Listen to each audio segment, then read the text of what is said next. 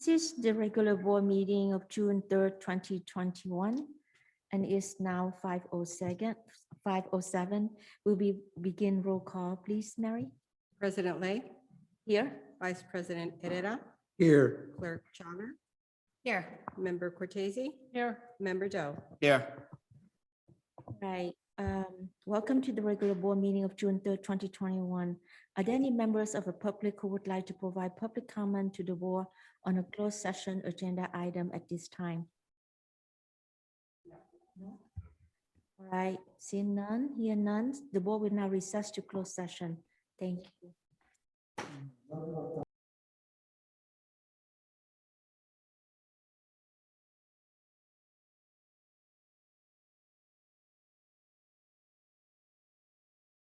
I would like to welcome to the regular board meeting of June 3rd, 2021.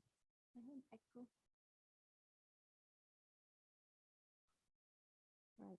Member of the public, please submit your public comment online by accessing the form on the district homepage at www.esuhsd.org or the link on the agenda. Please limit your written comments to no more than 1,000 characters in length. Public comments submitted online will be read into the record. You may also raise your virtual hand in Zoom to request to speak. You will have 2 minutes to speak. Please note, all meetings are recorded.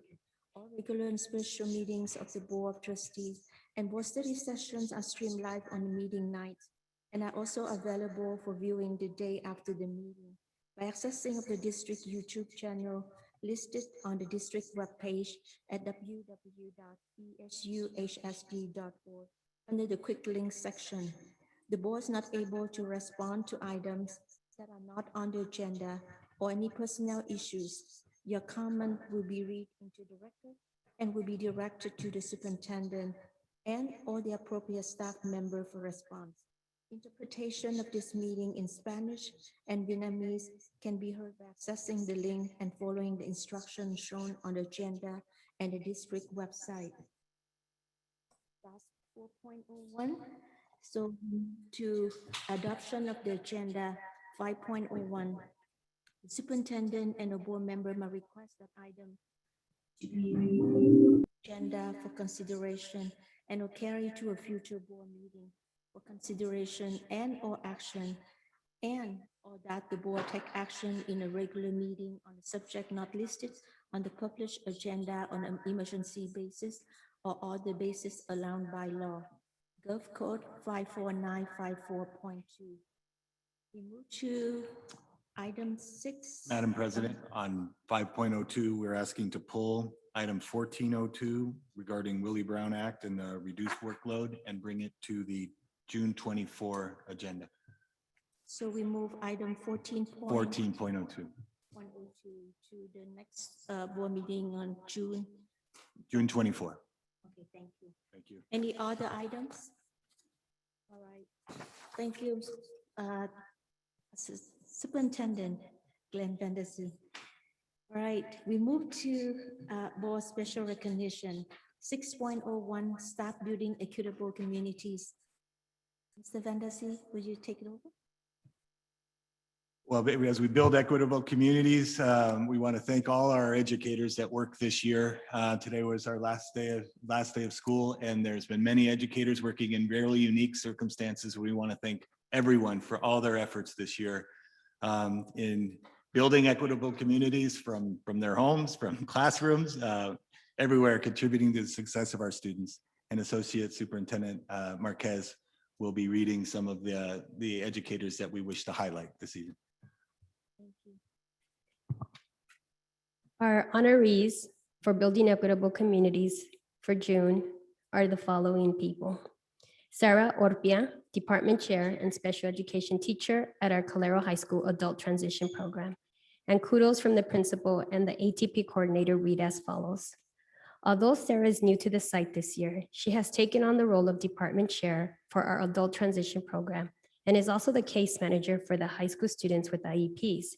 She has done a fantastic job with her students this year during distance learning and is a respected leader in the ATP program. Sarah has been an outstanding leader as the ATP department chair. She is hardworking, resourceful, forward-thinking, and inclusive. Sarah is continually creating ways to improve the department with new ideas and is a key piece in integrating technology into our systems and structures. She is a role model to staff and students alike. Our next honoree is Manny Bueno, our microcomputer tech from the IT department at Calero High School. And kudos from the principal and ATP coordinator read as follows. Manny is new to us at Calero, but has worked hard to make sure all tickets are completed in a timely manner. He not only provides and installs what is asked for, he helps staff with any questions that arise. He is approachable and friendly to all staff. We are lucky to have him as our IT tech at Calero. Manny has been an amazing addition to the Calero staff. He's very responsive, kind, and helpful. Manny is very conscientious about making sure he's not disrupting classrooms when he does his work for the staff. He's an excellent example of putting students first, even when he's not working with them directly. We are lucky to have such a hardworking, considerate person as our tech. Our next honoree is John Simas, photo teacher and 504 coordinator at Evergreen Valley High School. And kudos from the principal are as follows.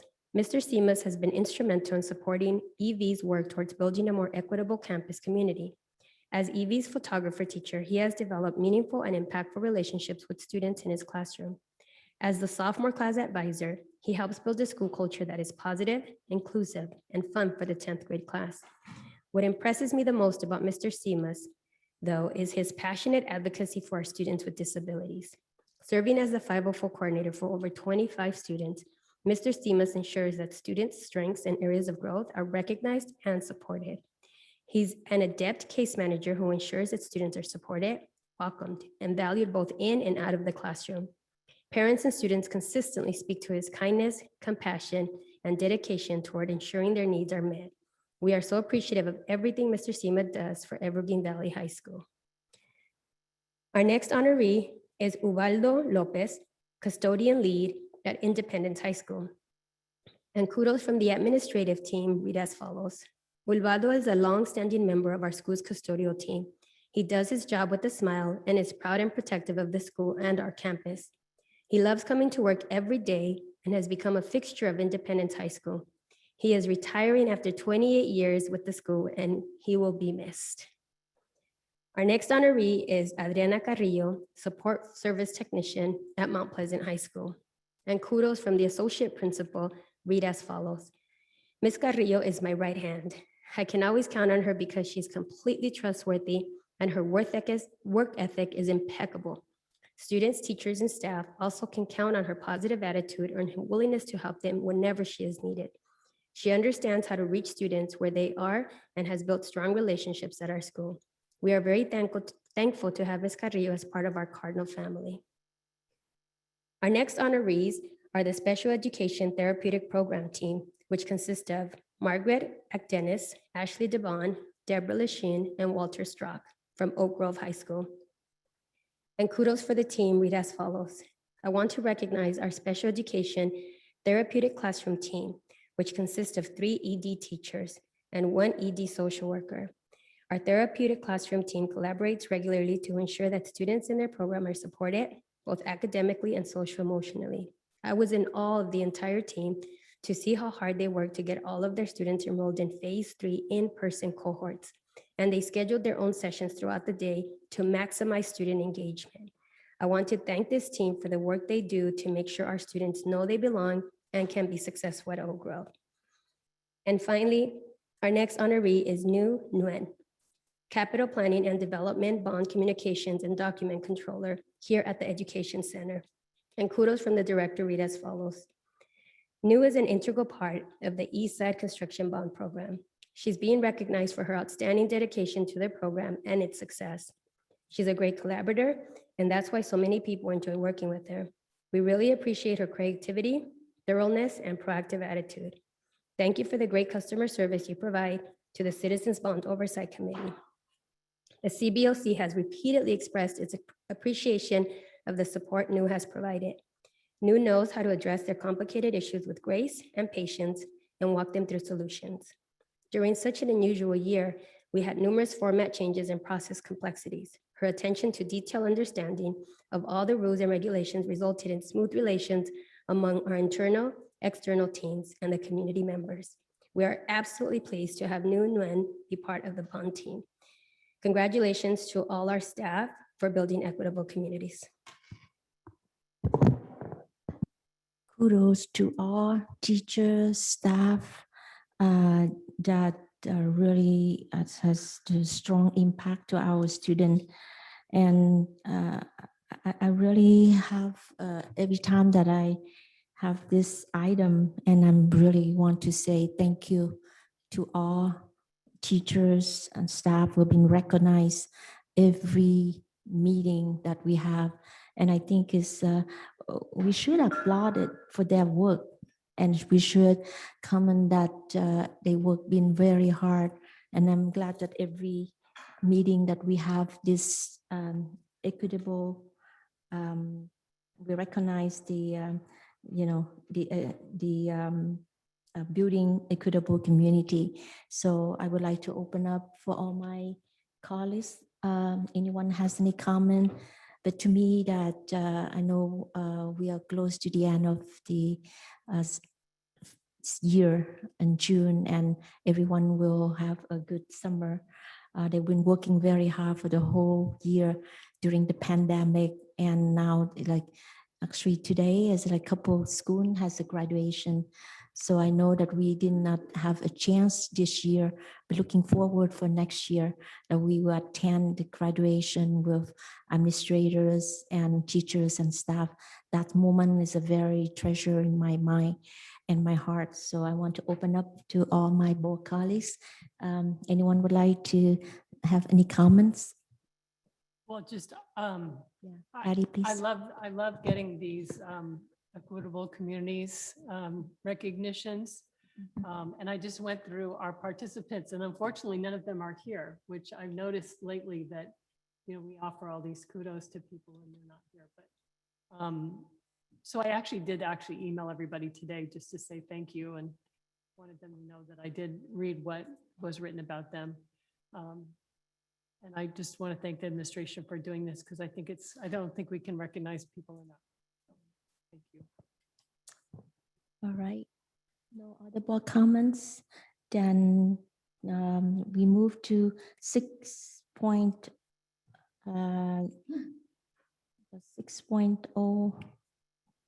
or 7.01, Bruce Nguyen, Student Governing Board Representative. Please go ahead. Yeah, so before I begin, I would like to reiterate that what I'm about to present will be the SGB meeting minutes and then a acknowledgement of a teacher at Independence High School. So I will begin with the Student Governing Board meeting minutes. So we held a meeting on June 1st, and the Student Governing Board, we were discussing what our terms will be for the next year, like the definition of like what a member of Student Governing Board would do for next year. And before that, we were talking about how to introduce new members to the Student Governing Board, and an orientation could be held so that students would be more comfortable in being a part of the Student Governing Board. So that would include new members as well as returning members. And as we return to in-person, we were considering hosting those meetings back at the boardroom or outdoors, outside of the office. Hopefully that we do encourage more members to come and have their transportation costs reimbursed. So hopefully that will settle some worries. And on top of that, the Student Governing Board is also considering creating a handbook on how to interact as members, how to communicate with principals, with administrators, right? And I think having that guidebook or handbook would be essential for the next year as we have a return to in-person and on-campus activities. And some of our activities may also include working with other members, right? And in small cohorts as well. So once we do get members elected from each school campus, I feel like that process would, come pretty steadily. So for the upcoming SGB term, we're going to be focusing on our core themes, such as diversifying our offices, diversifying SGB itself, teaching the definition of consent. That is something that we're trying to push and to encourage the district to look towards as well, and also to include LGBTQ representation in sex education. And this month it is Pride Month, so that is something I wanted to bring up and acknowledge. Moving on, when we talked about uniform behavior responses and how the district is moving towards these changes, right? We wanted to acknowledge or support the commitment to equitable actions, right? We wanted to support staff as well as the behavior of students. So we wanted it to be restorative. We wanted it to be good. So with that said, I just wanted to move forward and talk about like our successes, right? You know, we as the class of 2021 have endured many challenges, right? And this year may not have been the best year, but we've done so many great things, right? Each of us in every school campus has done a lot to ensure that our classrooms were, they felt pretty safe, as normal as it could be. And that is a really great accomplishment for everyone. So kudos to, all of my fellow seniors out there. And, out here I have my grad cap, which I will be wearing tomorrow. Yeah, it is quite tough to think that I will be graduating and I will be leaving this district, but, we all have to progress and morph into something better, right? So it is something that I'll have to begin to accept. Yeah. And as we go through these journeys, we can't forget the ones that helped us get here, right? And the amazing people and inspirational figures that we've met. And one of these people I will be acknowledging in the next part of my report here. So at Independence High School, I would like to acknowledge the head of the Academy of Finance, which is a really great department at my school that teaches many things such as personal finance, right? Accounting and small business. And those are some of the fundamental things that a lot of students should be able to learn across this whole district. And this program is headed by William Stegman. He is an English teacher and as well as, the teacher of the small business classes and the English classes at my school. And he has done so much for the student body at Independence High School. And there are so many great things I've learned from him as well, given that I've been in his classes for the past 2 years before COVID-19 and during COVID-19. And his level of teaching has taught us a lot of things about working together and having it student-centered, right? Student-centered learning as well. So the Academy of Finance, and in partnership with the Pathways of Career Success, has so many great feats, right? One of the things that I wanted to talk about is how that program has held mock interviews, which are pretty much like pretend interviews where people would be able to talk to an adult in order to become more confident when they get a job, right? Because in every job we talk about having that resume, having that portfolio, right? And speaking eloquently to get yourself ahead, right? And in the Academy of Finance, we learned about these different strengths that we have to do and how to be career ready. And this pretty much went through the whole year. So starting from like August of last year into now, we learned so many things about creating a better resume and everything. So kudos to Mr. Stegman for that. And also 1,000 students took part in the mock interviews over the past 5 years. So it didn't just occur this year, it occurred over the past 5 years. And these students were able to get more internships, get more job opportunities, get more trade opportunities throughout their high school journeys because of this program. And we were able to have entrepreneurs, we were able to have founders from across Silicon Valley come and also participate as interviewers, and that was really great as well. This year, there were 86 interviewers and 152 student participants, including myself as well.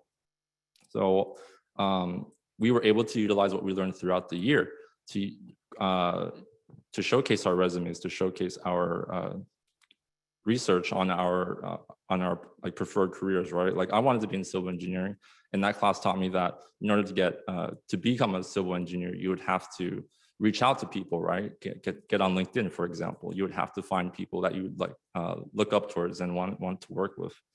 And same for those in the medical program. That's what we learned. And continuing on top of that, the dress for success was also one of our big fundamentals as well, because in any job you would really have to come in dressed professionally and everything like that. And one of the things he did was emphasize, that there are places out there that are willing to help you get dressed, right? And this department program partnered with Goodwill and also Savers to help students who aren't usually able to get these clothing items, right? To be able to get them in an affordable way. And that shows equity, right? His program was pretty equitable, and a lot of students were able to do that and also come to their interviews dressed professionally. And then to talk about the span of the mock interviews, it wasn't just one mock interview, it was 6 mock interviews throughout the whole year. So each of them taught you different things about the questions that you would face in a job interview, right? So it started from like the easy ones, and then as we go through the mock interviews, it became progressively more challenging and trickier. And because of this, we pretty much became conditioned to know how to interact in the professional world. And from our district, I would say a lot of our students have a fighting chance in job interviews now. So it is amazing. And then another thing that this finance program also presented was job opportunities. So there were internships offered to students as well. Internships that I have been introduced to, internships that 20 other students this year were also introduced to, and they are paid. So it gets you, somewhere this year, right? Because of distance learning, at least you were able to have work experience, which is really great. And on top of that, as you go through there were also mentorship opportunities as well. So those professionals that we partnered with, they also taught you along the way. Like in private sessions, I had a mentor, right, that Mr. Stegman introduced to me, that taught me a lot about how the industry of construction industry, how the architecture and civil infrastructure industries worked. And every other student in my English class was also given that mentorship. And a lot of the effort was really to teach students, right? To really teach students, and that was amazing. And then to segue, the program also had a student-led section as well. It was a way to get more students who weren't in the program, in this academy, right, to be more engaged in learning about how to save money, right? And that was what the finance club was created. And Mr. Stegman was also our advisor, and we were able to, as students, teach other fellow peers about what we learned, as well as partnering with other organizations in Silicon Valley as well. So we couldn't have done these things without the hand of Mr. Stegman. So I wanted to add that as well. So, and some of the things that our club developed, right, was a thing called the Entrepreneurship Summit.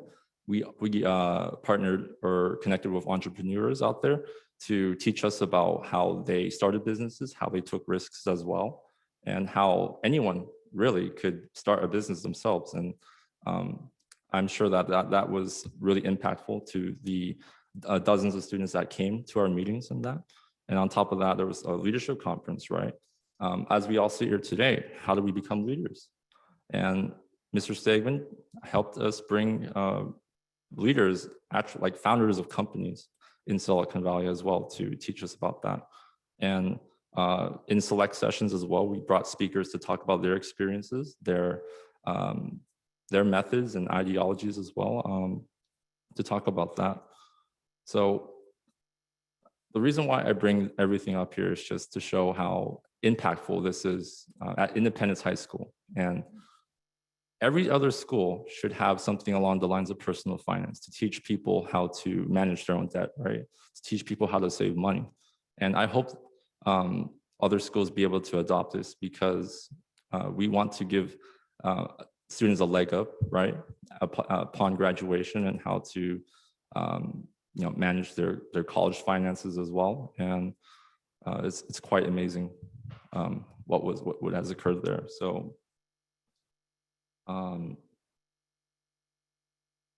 that was pretty much like everything I learned throughout this year and last year. And I thank Mr. Stegman for all of his hard work and his patience with handling this pandemic as well, because this program hasn't stepped backward because of the pandemic. It has gone forward. It's because of his observations and his flexibility that has jumped this program forward for our school.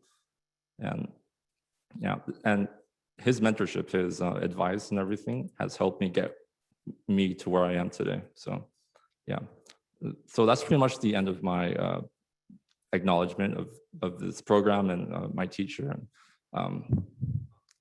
Thank you. Congratulations again, Bruce, one of our student governance board representative, and also kudos to all administrators, teachers, staff who have helped our students to achieve their goals and education. I was wondering that when I heard you talk about the Finance Academy, I knew that I attend 1 or 2 times at Independence when they asked some guest speaker, you have 2 business person on the board, which is Brian Doe, and I myself also is a small business owner. So we also can learn, and we also can share, our experience to our students.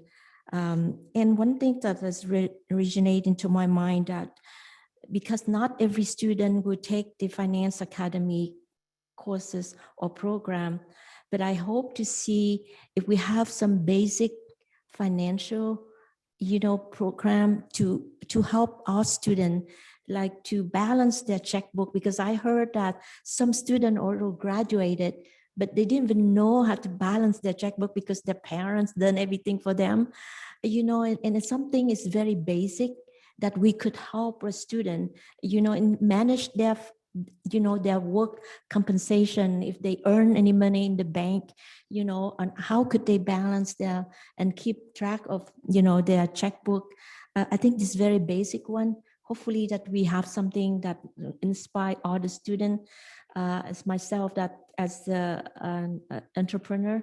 And I'm really interested to learn and share the comments, from what my experience have been through, as a business owner.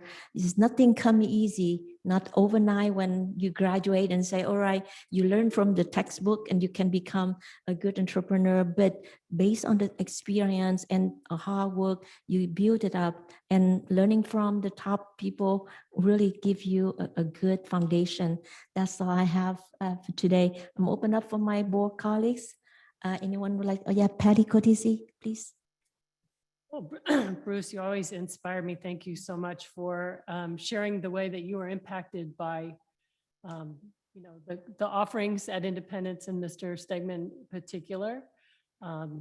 I just, you exemplify why we have the student governing board, you know, to give voice to those things that were impactful to you. And it just, I just want you to know, I was touched by what you shared. And, you know, I'm sad to see you go, and we have one more meeting with you, so we're not saying goodbye yet, but I really hope that you know, pass that mantle of leadership onto the next up, you know. And you've got a solid team. I'm sure we're going to be in good hands next year, but I just really want to appreciate, you know, your leadership and your calling out the things that have worked for you. I mean, a lot of times we're prone to calling out what doesn't work, right? So it's really, really refreshing to hear all that, you know, all that you fit on that little Post-it note. That was amazing. So thank you for sharing all that.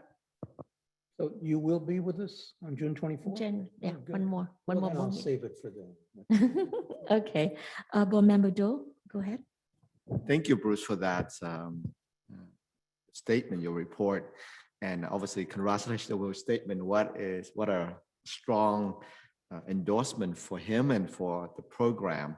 I do have a question, Mr. Jason. How many of our school has this finance economy at their high school? Only one.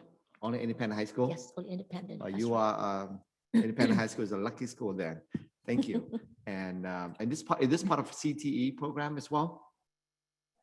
Congratulations. Well, thank you very much. And I'd love to see more of this in all the school if that's possible. I believe that we did request maybe in the next couple of months that the administrator will bring back the CTE program. So that's probably will open up many other discussion. Right, Board Member Chavez, go ahead, please. Yeah, I'll be brief. I always enjoy your presentations, Bruce, so thorough, and I really appreciate that you're hearing just your experience in more depth, specifically with this program and acknowledging your teacher. I will say your leadership just doesn't cease to amaze me. Right? You give your reports and you don't think about just the now, but what's coming. Right? You talked about a handbook, how to make sure that students know how to reach out to the administrators, how to do certain things like best practices so that the next group isn't trying to like reinvent the wheel or relearn what y'all have learned. So just a lot of appreciation for that. And also thinking about like, how do I engage other board members, right? Bring them here, doing something, even reimburse your mileage, although I don't think that's necessary. But yeah, thank you. Thank you for that. Your leadership will continue on whether or not you're here with us. I do hope you do come back in some way, shape, or form in the future. Who knows, maybe you'll be one of these seats. Thank you. Thank you. All right, let's move to 8.01. The superintendent and board member may request item be considered, discussed, and act on out of the order or the indicated on the agenda as per schedule. I don't think anyone want to have any request to be considered. So let's move to 8.02, discussion and action to approve charter school facilities use agreement with Alpha Cindy Avita High School. Mr. Chris Chu, Associate Superintendent of Business Services. Good evening. Real briefly for the board tonight, staff is recommending the approval of a facilities use agreement with Alpha Charter Schools. Alpha currently has an operating charter with our district. And so the facility use agreement would be in alignment with their term for their existing charter. And so staff is bringing a recommendation for a 4-year term agreement to coincide with the existing charter. Move for approval. All right, let's ask Bruce, how do you vote? I approve. Thank you. All in favors? Aye. No? Oh, okay. We're all here. All in favor? All in favor? Aye. Aye. All right, no objection, no abstain.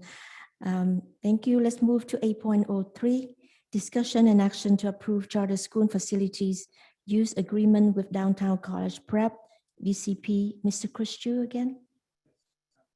Yes, similarly, this agreement is with Downtown College Prep for a facility use agreement not to exceed 5 years to correspond with its current operating charter that was recently approved by the board. For Any- approval. Okay, Second. second. All right, all in favor, say aye. Or approve it? Bruce first. Oh, Bruce, how do Oh, you yeah, vote? Bruce. I I forgot. approve. Thank you. All in favor, please say aye. Aye.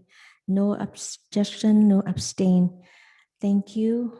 Let's move to 8.04, presentation and discussion regarding single plan for student achievement, SPSA. Ms. Mary Paulette, Principal of YB High School. And Marco Menendez, Principal, James Licks High School, and Vido Chiara, Principal, Overfell Apollo High School. So Teresa Marcus, Associate Superintendent of Educational Services, please take away. Thank you, Madam President. So tonight we continue with our presentations from our school sites related to our single plan for student achievement. And tonight we have the principals from Yerba Buena High School, James Lick High School, and WC Overfelt and Apollo High Schools. So I'll turn it over to Ms. Mary Paulette, who will present Yerba Buena High School.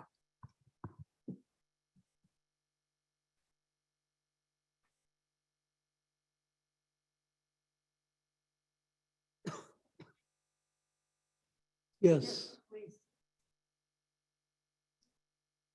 Point the microphone towards you and Is it on? Did it on? is it on? Could you click that? The green button. Yes. Good evening. Thank you for the opportunity for me to come and present equitable community at Yerba Buena High School here with you tonight. So at Yerba Buena High School, can we get to the next slide? So at Yerba Buena High School, we welcome all students as they are, and strengths and area of the growth of our students are known and supported. Adult positively respond to the social, emotional, and wellness and academic needs of every student. All students engage with tasks that allows them to fully participate in their local community and the global society. That lead us to the vision and mission for YB.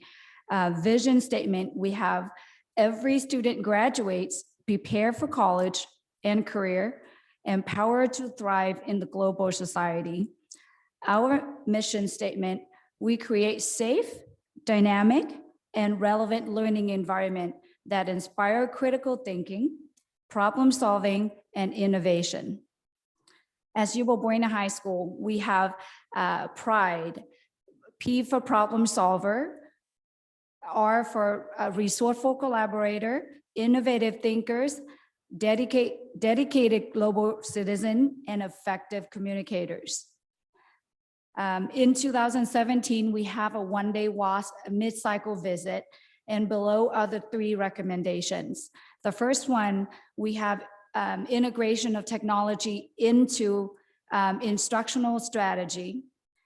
The second one, development of standard-based within departments and POCs that is aligned and rigor across similar subject and consistency of instruction.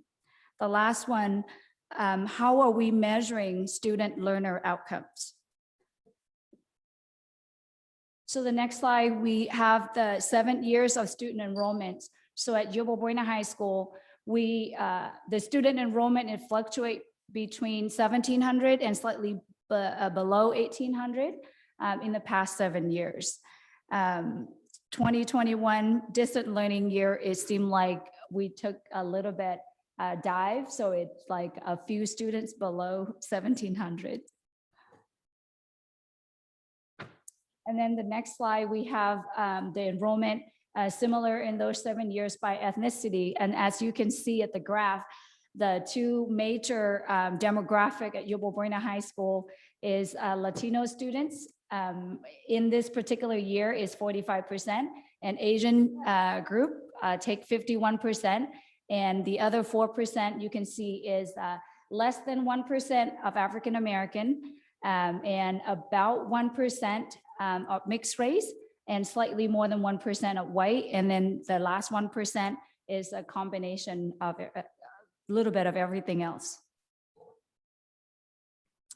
And then if we look at the next slide here, we have the subgroup enrollment for this particular school year 2021. we have about 63% of English learner at Yuba Buena High School.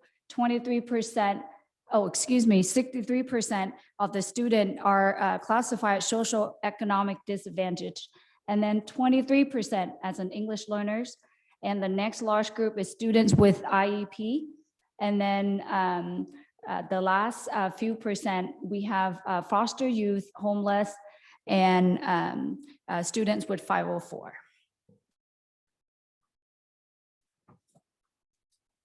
In the next few slides, we have 5 goals for our SIPSA goals, as you have heard from other schools as well as the LCAP goals. The first goal we have is college and career readiness.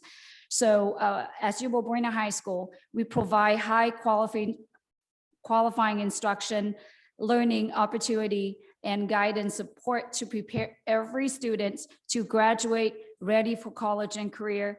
By the end of next school year, Yuba Buena High School will have increased A through G completion rate to 51%. Before the pandemic, we have about 44.9%. We also want to increase Latino students improving their A through G completion rate as well to 30%. And for the long-term goals, by the end or June of 2025, YB will have increased A through G completion rate to 55%. And for Latino students, A through G completion rate will go up to 45%. And to align our plans with the WAS recommendations, we want to integrate technology into instructional strategy. And the school leadership must take an active role in guiding staff through creating consistency of instruction and rigor across alike courses in the subject area. And also provide college and career preparation skills for our students. And the matrix that we can collect the data, we can use California dashboard, or we can use the A through G completion data with our district. The next goal we have is graduation rate.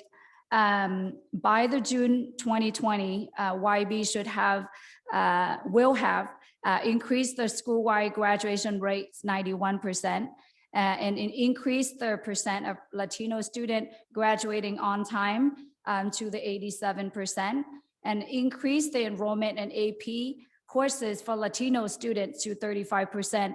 At YB, averaged 43% of YB students taking minimum of 1 AP course.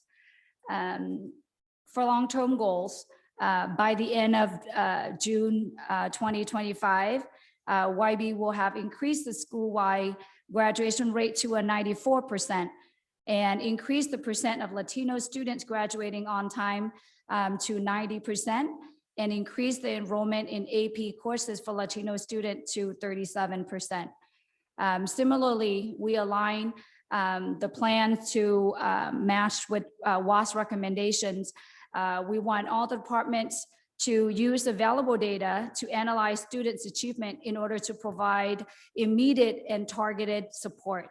YB teachers should identify essential standards, creating common assessment, and using data to drive instructional practices.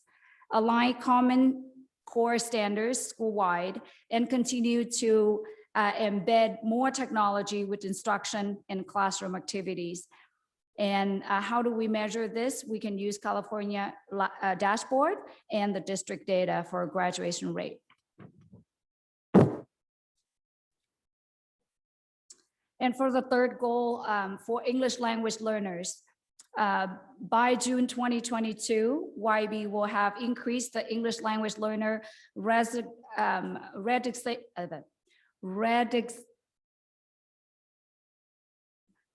say the word, redesignation rate to 50%, increase the A through G completion rate of English learner to 10%, and increase the graduation rate to 74%. So by the June 2025, YB will have increased the EL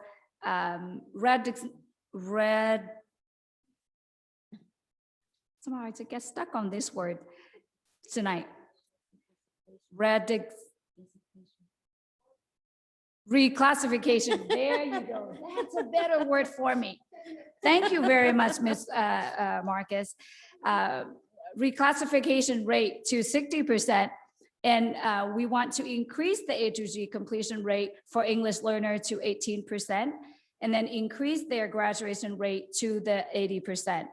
And the key strategies connect to the WAS recommendations is use the PLC progress to incorporate the SADAI strategy to other tier 1 instructional interventions to better serve English language learner and all students. And as you know, as previously shared at YB, we have 23% English learners.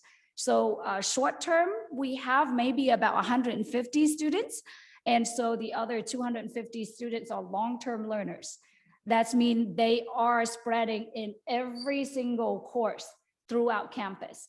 So this first plans is key, like the MTSS, right? We bring strategy in every single classroom across the curriculum to support the English language learners. And I think Yerba Buena High School data is not new, and similar to our district data is that the long-term English learners are the one we're struggling with to support them. And so we want to have academic counselor and EL mentor hold one-to-one meeting with every single EL students at every single marking period to monitor their grades, their attendance, and to make sure that they pass their classes. And if they're struggling, arrange tutoring when necessary. So make sure that we provide the support immediately. We're not waiting until the end of the the end of grading, the end of the semester. And at that point, it's too late. And then we want to use available data to guide instruction and provide equal access to EL students. So we do have the early warning system at the end of every grading period that Ms. Kirsten King put all the data together for us, and we can use that to support all EL students. And so the matrix, we can use the district data or to measures. Goal number 4 is decrease suspensions rate. So by June 2022, through the continue of implementations of MTSS Tier 1, and coming year will be Tier 2 strategy for social emotional issues and behavior support, YB will decrease the suspension of student to less than 2%, and decrease the suspension of our students with disability to 5%. For long terms, we want to decrease suspension rate to less than 1.5% and decrease the suspensions rate of our disability student to less than 3%. And to align with WAS recommendations, we want to increase participation of representation groups of students in performance, leadership, and activities. Incorporate the YB Pride or student learner outcomes into units and lesson plans throughout departments, including in across curricular instruction. Continue to define MTSS Tier 1 expectation to all students through school-wide lessons. And we can measure using the suspension rate on the California dashboard or the SHAPE data within our district. Last but not least, we have goal number 5 is decrease chronic absenteeism. By June 2022, YB will increase student attendance to 96%. At some point, we did have 97% when before the pandemic, we have Saturday school and stuff like that. But due to the pandemic, we haven't had a chance to do that. Decrease the number of chronic absenteeism students by 2%. And for the long term, by June of 2025, YB will increase students' attendance to 97.5% and decrease number of chronic absenteeism students by 5%. And the key strategy connected to WAS's recommendations would be increase and diversify students' voice on campus to ensure all students know they belong and can be successful. Nurture a safe and welcoming school culture where all students know they matter. Connect students and family to appropriate staff to receive support to increase student attendance in school. So as Yuba Buena High School, we actually have a student senate. So once a month, as you know, we have block schedule. So we have advisory twice a week. And once a month, YB administrators meet with students. So we will use whatever the period that adjacent to the advisory. So we ask the teacher to allow 5 to 10 minutes to send one representative to meet with us doing the advisory. So they won't miss instructional minutes, but they will represent their classroom. So they will take questions, comment, concern from their peers. They wrote notes and they come and they meet with us in a room. And in the past 8 years that I'm at Yuba Buena High School, the two common comments is lunch and bathroom. And so because of that, the student union was created, right? So we create the kitchen that many of you probably experience. And we in the student union, we also create extra restroom in there for the students and staff. And so that's conclude my presentation tonight. And now I am ready for your question. Well, thank you, Principal Mary Pollard, for your presentation. I want to ask you for the goal number 3, when you mentioned about the English language learners. How do you define a short-term and long-term English language learners?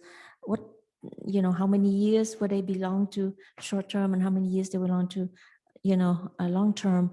And how do we support them during the pandemic? I know that every student has a different background, different way that they can learn, but English learner is very difficult because they could not go to the classroom and could not see the teachers. So could you help clarify that for me, please?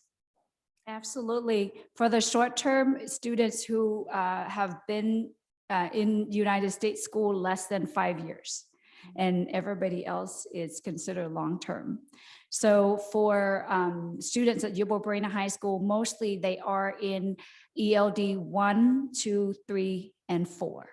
So for those 4 classes, excuse me, each of the students actually have a block. So they taking 2 periods of English. So EOD 1, and then they have an EOD 1 literature, and similarly for EOD 2, 3. And then EOD 4 will be blocked with an English 1. And then so when students finish that, they will move on to English 2. And as I reported, the number of English language learners meeting the A through G completion rate is really low because EOD 1 and 2 will count for their English, but it will not count for A through G. And so if the students coming here starting EOD 1 as a freshman, they only have EOD 3 and EOD 4 as an A through G, so they won't have a 40 English credit. They do have 40 credit English, but they won't have a 40 English credit that meet the A through G requirements. And because of that, their A through G completion rate is a lot lower. That's awesome, because look back more than 40 years ago, I was an ESL student, and I heard that if a student is short-term came to United States, you say less than 5 years, they maybe other subject they could do very well, but only English, lesson or, to the class, they probably would not do as well. So if they did not pass, English classes, would they still graduate it, or they have to retake, I don't know, I mean, in the class, or even if they already passed 18 years old, they have to, move on to, another, college, to catch up with their English language. We very fortunate, and I can speak for Yobo Buena High School. We are very fortunate to have, we are one of the 5 hubs of the district to have EOD 1, 2, 3, 4. In addition, we offer summer school. EOD summer school is full blown. It's sort of like every single student, anyone who register, we offer a class. So for example, right now I'm standing here, I believe we have 9 students in EOD 1, and we offer a class. We don't have to wait until the full class size of 21 to offer, right? So if we have students wanted to learn English, we offer the class. So because we do offer summer school, so if the students even been here 2 years, they still have opportunity to have 40 credits of English, no problem. Awesome. And as I mentioned in the key strategy, we do have EL mentor, and we do have tutoring targeted. And I believe Ms. Teresa Marquez will provide more information later that provide a bilingual paraeducator to support this particular goal. So I'm not going to spoil her presentation here. Awesome. Thank you, Principal Mary Paulette. I'm open to my board colleagues. Anyone would like to say, how about Board Member Chavez? You are YB alumni. That's right. Warrior, always. Always. Through and through. All right. Thank you, Ms. Paulette, for your presentation. And my condolences to the YB community for having lost an alumni recently with the VTA.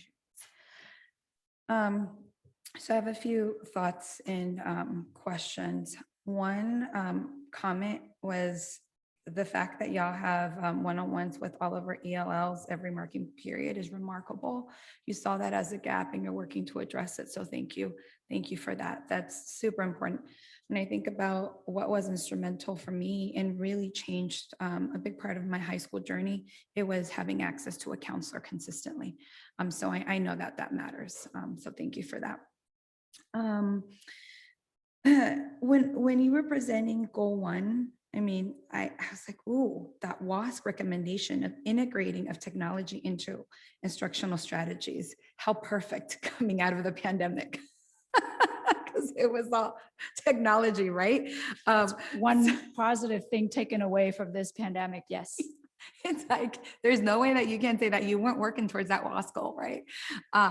So coming into this next school year, who knows, how things are going to look. I envision some hybrid in many places, but even though we come back in person, that's the hope, right? But what would you say is the learning that is top of mind for you in terms of addressing this goal? Like when you think about like the technology, instructional strategies, when you think about what occurred, right? Seeing what did teachers do throughout the pandemic? What do you think when you hear that and say like, yeah, that I have to make sure like this continues, this upcoming year or, during the time as I continue on moving on this WASP goal? So I talked recently to many seniors, and this is one thing that I learned from them is that when they were in person at the end of each of the period, they have to submit in that assignment. But now, because everything is in Google Classroom, so the teacher usually allow them until the end of the day or like 11:59 to submit the assignment because everything electronic. Yes. And so I believe that the teacher have built the capacity to teach the class and store and assign all the material electronically and allow the student to have access to that and all the document that link to like questions and whatever the article, that link right there. rather than you make a copy and then you give, and then the student might not know what article belong to this questions, right? Yep. But they reading that questions, and the article for that particular questions, particular that essay was linked right there on that question. So they just click on that, they read the article, and then they write the paper right then and there. And again, bring up the challenge of hotspot, right? Access to the internet. So, hopefully that we move to the right directions, that the internet will be available for our students. And we know a lot of things that we do, we search for internet, we search for ideas. And I think our students are learning that now too, come out of this pandemic. They know that reading the textbook, and now many textbooks are available online. So they just click there, read there, so they get used to the fact that reading the book on the computer rather than the physical textbook. I personally still like physical textbook, and that's why I still print. I love it. Yeah, that resonates. So even if you're in person, there's so many ways to still incorporate a lot of technology into the instruction. I love it. And what a great opportunity for YB, especially with the tech piece, because YB is one of the 3 communities that has been fully wired, right, with our Eastside access. So I'm gonna be asking Randy later to give us some more updates on that. We have a resolution on related to technology coming up later in this meeting, but I'm excited for YB in that. And one more question, and this is just a general question. This comes from me being just such a proud YB alumni. If you were to just say, like, this is what makes YB unique. You saw the data here, but there's also the qualitative, the people's experience, right? What would you say that is?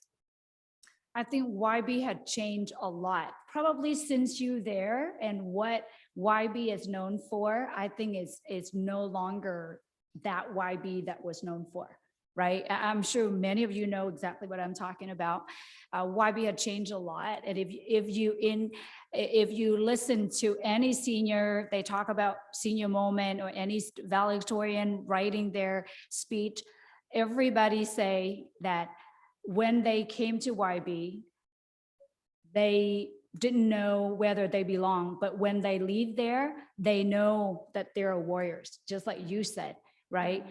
We built, once the student come to YB, we embrace them, we connect with them, and we built YB so that many of our students might not have the beautiful home at home, but YB campus is their second home.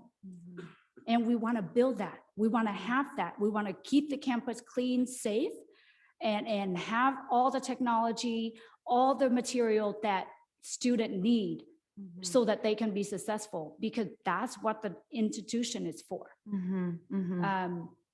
We want YB students and YB parents to know, if you walk to a campus, you don't have a pencil, you don't have notebooks, you don't have a computer, you don't have to worry. We will provide it for you, and we will meet your needs to make sure that your child will be successful at YB.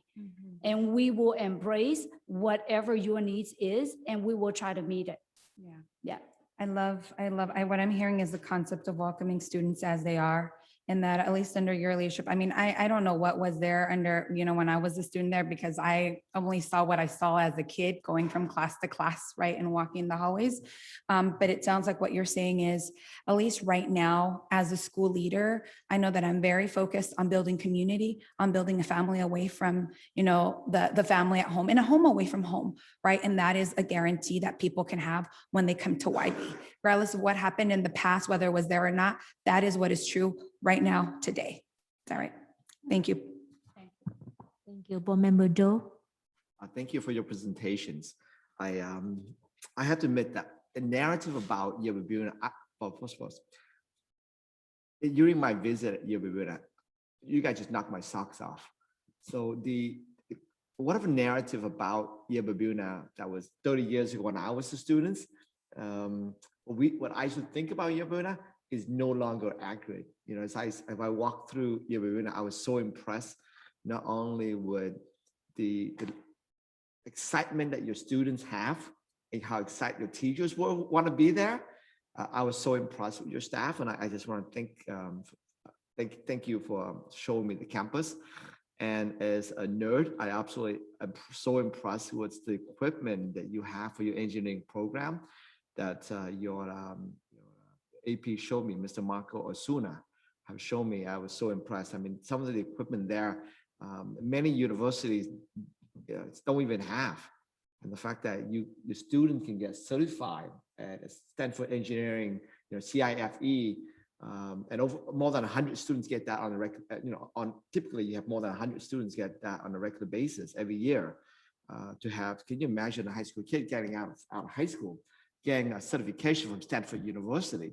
This is the stuff that university would dream of, not just high school. So I love to be able to tell the stories to everybody I meet about how amazing Yerba Buena is.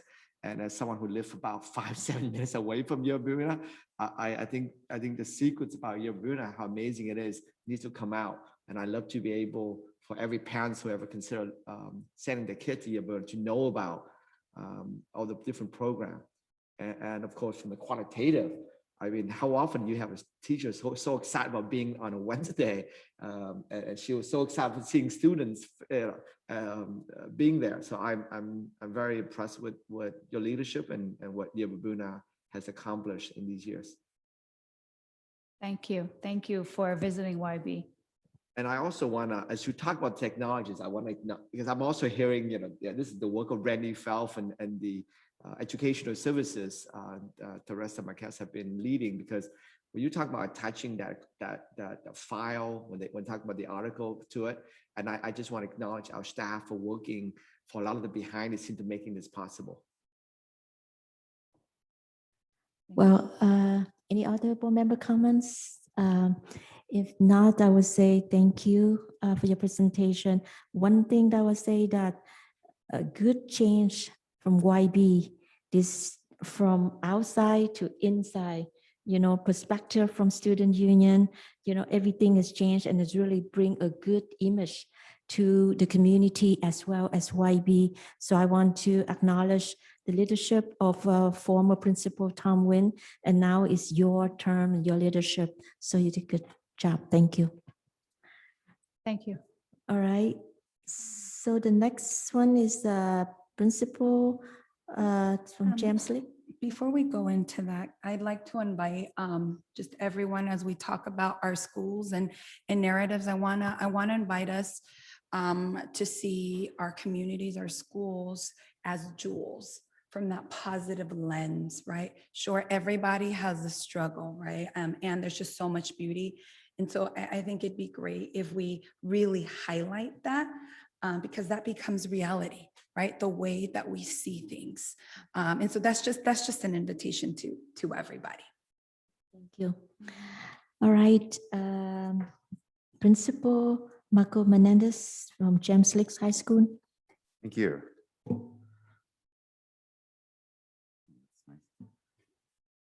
All right. Well, James Lake High School is one of the only 2 new tech schools in Silicon Valley as a high school, the other being Los Gatos High School, a fact we're very proud of. We are dedicated to building equitable Eastside communities, making sure that we welcome students as they are, that we get to know their strengths and areas of growth, and that we respond positively to all their needs and support them so that they're reaching those highest levels of critical thinking and being prepared for the future later in life. We can move on to our wonderful demographics here. So what you can see is a declining enrollment. We are the smallest school that is a comprehensive high school in the district, even though we are the first school of the district, another point we are very proud of. This is our 71st year, just like it's the 71st year of the Eastside Union High School District. We are projecting a growth in enrollment next year, so we're hoping to see that wonderful, fresh new life come into the school next year. In the next slide, what you can see is a more recent breakdown of different student groups. So on the left in the bar graphs, what you have are, of course, English learners at almost 20%. You can see that of course, a very large percentage of our students are socioeconomically disadvantaged, almost 86%. And then we also have a very large percentage of students with disabilities. On the right in the pie graph, what you can see is our ethnic and racial breakdown. Again, we are more homogeneous than most schools across the district. We have 82% Latino students or Latinx students. And the next two groups, Asian and Pacific Islander, Asian and Filipino, are both under 10%. So we are somewhat of a homogeneous school in terms of student population. Moving on to our mission, we are dedicated to providing a safe and caring learning environment where students achieve the academic, personal, and social development required to pursue post-secondary education, compete in a changing job market, and participate in multicultural democratic society. That is one of our graduates from last year, actually, there, photo. Wonderful young man. When we look at our WASC recommendations, I have a bit of a disclaimer to offer all of you. The WASC visiting team came in the year 1819, and they lodged against us a number of findings, and then the result was putting us on a 2-year probation, which we later appealed the following year in 1920. We received approval of the appeal and got a full 6-year affirmation of our accreditation. But the findings weren't changed. We didn't get a new set of findings. So we have been operating as if we need to continue to focus on those findings. And so that's a little bit of the disclaimer I have there with the WASC recommendations. And I think we're making wonderful progress on all of those. And there are basically 3 main topics. They can be grouped together. Curriculum and content standards being the first topic, professional development being the next, and then finally student support services being the last of the 3 topics. So we have, of course, aligned all of our goals with the LCAP goals, the district goals. So in goal number 1, relating to college and career readiness, the short-term goal is by the end of next year to have our success rates in A through G courses increase by 5% through the implementation of project-based learning and multi-tiered systems of support. The long-term goal would be to increase the level of college and career readiness for students with disabilities and English learners by 10% as measured by the dashboard. And you're going to see that consistent theme with all of our long-term goals, that we're going to focus on those same 2 special groups, students with disabilities and English learners, because we have noticed on a lot of these different measures that they are not performing at the level we would like compared to their counterparts in other groups. In terms of our strategies within goal number 1, we are wanting to provide a lot of professional development opportunities related to both pedagogical practices such as project-based learning and integrating social emotional learning into their curriculum practices, and then a whole lot of supports and interventions through MTSS. We also want to make sure we are trying to articulate common formative assessments and summative assessments in as many departments as possible. And then, of course, to maintain our membership with the New Tech Network, because what it has done for us is provide resources. It's helped us to align our school-wide learning outcomes all across all content areas. And then it also enables us to have smaller class sizes to be able to give more individualized support with our students. Moving on to the next goal of graduation rate. Our short-term goal will be to increase our school graduation rate by 3%. And I was going to say that these are rollover goals in a lot of circumstances. Our school site council determined that because this COVID year was such a special and unique year, it was hard to make comparisons between last year and this year, and that it would be more sensible to roll over a lot of the goals. And so you will see a lot of that. And again, the long-term goal focuses on those same 2 special populations, students with disabilities and EL students. We want to see their graduation rates raised by 10%. With our strategies here, we want to make sure we're identifying counseling early, and we want to connect every student with their counselor at least 3 times per year.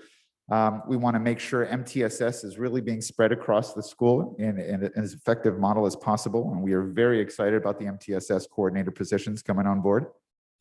We want to provide more opportunities for the parents to engage in the school and connect. And of course, we want to continue to help the teachers integrate more SEL practices, MTSS, grading for equity, and restorative practices.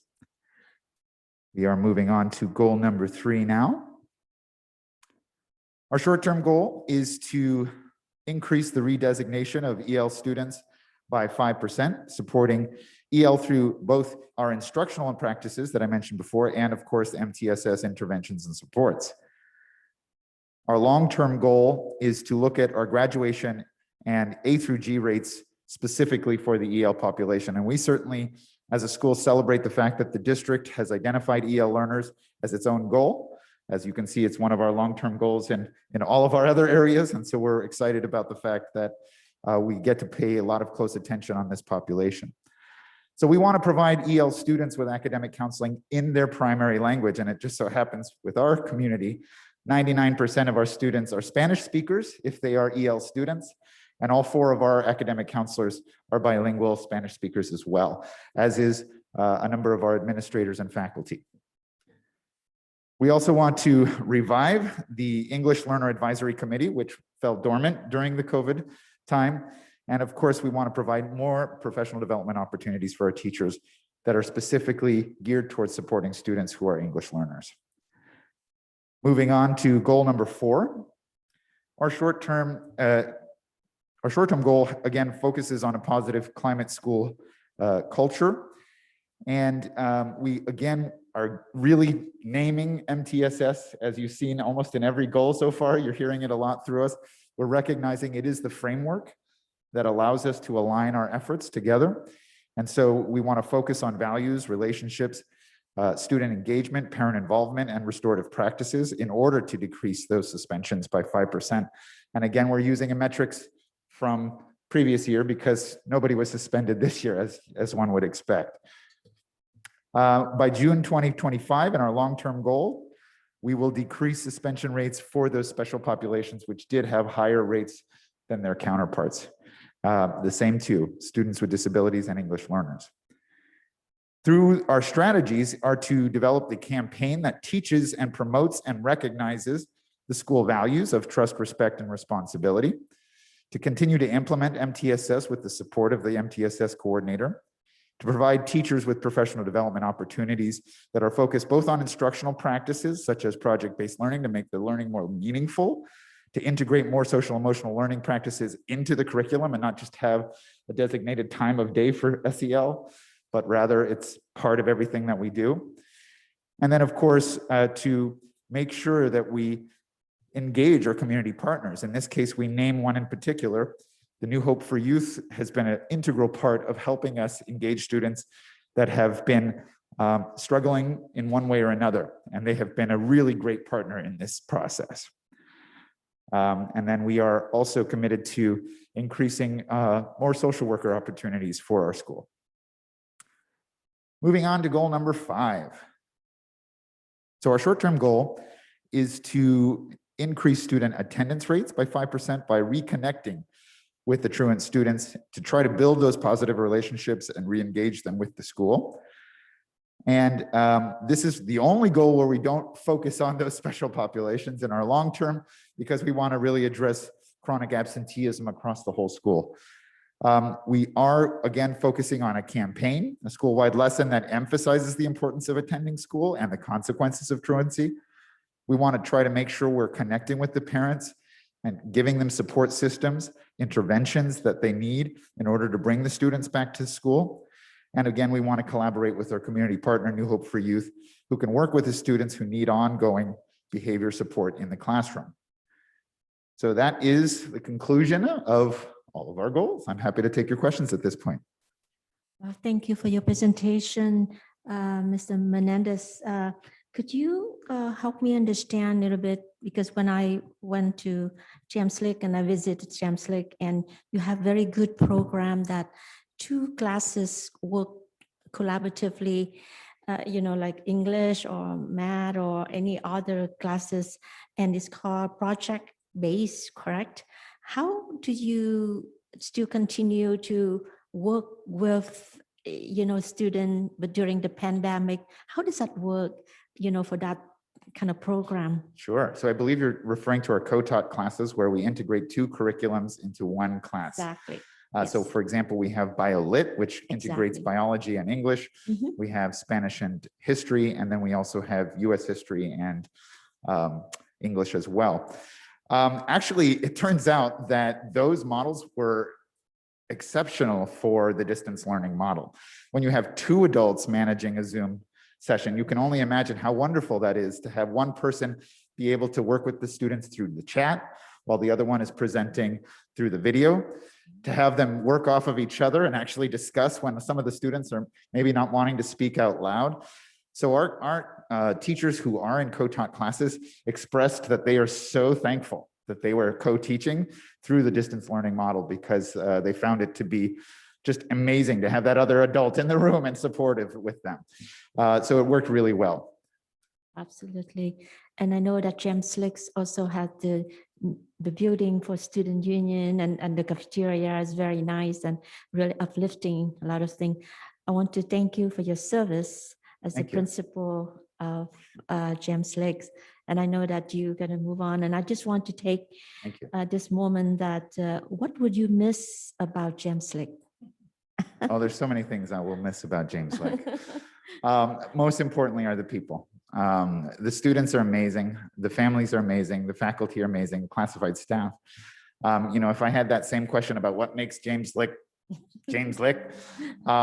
I would say it's that wonderful blend of history and modern times. People are very proud, and that pride rings through on so many different levels. They're proud that we're the first school in the district. They're proud to be a Comet and what it means. They're proud that there's a uniqueness about James Lick that feels different from the rest of the district, even though they're very proud to be part of the district and to be in alignment with the district. They're proud of being the only new tech school and of having a one-to-one way before some of the other places did. They were proud of knowing what blended learning was and having a learning management system that made the transition to distance learning work really well. So I will miss that real sense of pride that everyone has, that welcoming spirit. I'll be a Comet for a long time. Thank you. Any other board comments? Not for life?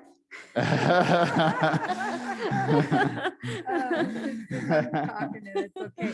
Marco, can I just say you caught my attention. The way that you just went through the presentation, you clearly outlined, okay, these are some areas that we're focusing on, right? We're focusing on them for a reason, right? There are gaps, that's real. And you went on to talking about the beauty of the school. Like I could feel it and I'm like, yes. So when I talk about how to talk about our schools in the lens, like exactly what you did right now. So thank you for that. You just made my night. Oh, thank you. And of course, with that comes my question, right? Of course.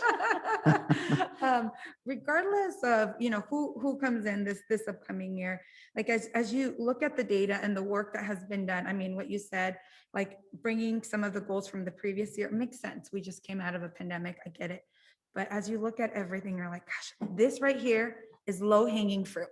This is the biggest opportunity for our focus groups, ELLs, special education students. What would you say is that low hanging fruit or that biggest opportunity? Well, we're very excited about the least restrictive environment specialist, or the specialist that is being brought on board to help with inclusion practices. Super excited. You know, inclusion is something that James Lick has been really working on since the time that Glenn Vanderzee was the principal at James Lick and everyone after him. It has been something very, very key and focused on. And so I would say we are super excited about that opportunity. And then of course, having extra mental health support and having extra MTSS coordinator support. These are things that I think are the low hanging fruit that are going to make a very immediate impact on our students. I think it's going to benefit everyone. And then of course, just having kids back on campus is just going to be such a great thing. Absolutely. Thank you. No other comments? Okay, go ahead. Thank Board you for member. your presentation. And I too see James Lick as being such a unique community with such a history and some outstanding graduates over the years. And I'm curious as to what James Lick's leadership tells itself about, what's the story that James Lick leadership tells itself about the declining enrollment? How is that interpreted, or or held, you know? I think we tell our story a lot of different ways, depending on who you ask. But I would say that the one common thread that I tend to hear is that a lot of it has to do with the demographics of the area changing. I mean, the area that we serve has gone through so many changes from where we were in 1950 to where we are 71 years later. It's just extreme changes. Through that time, a whole lot of other schools have popped up. And so the population that we served has shrunk a little bit in terms of demographics and geography. And I think, I think what we do is we roll with that, we work with that, and I think we adapt to it very well. I think we have done a great job with the changing demographics in terms of race and ethnicity, and in terms of EL learners and students with disabilities. I think we really shifted wherever we've needed to in order to respond positively to the needs of the students. Thank you. Good luck to your endeavor. Thank you very We'll much. See you again. All right, so the next principal will be Vito Chiara from Overfell Apollo High School. Please take it away.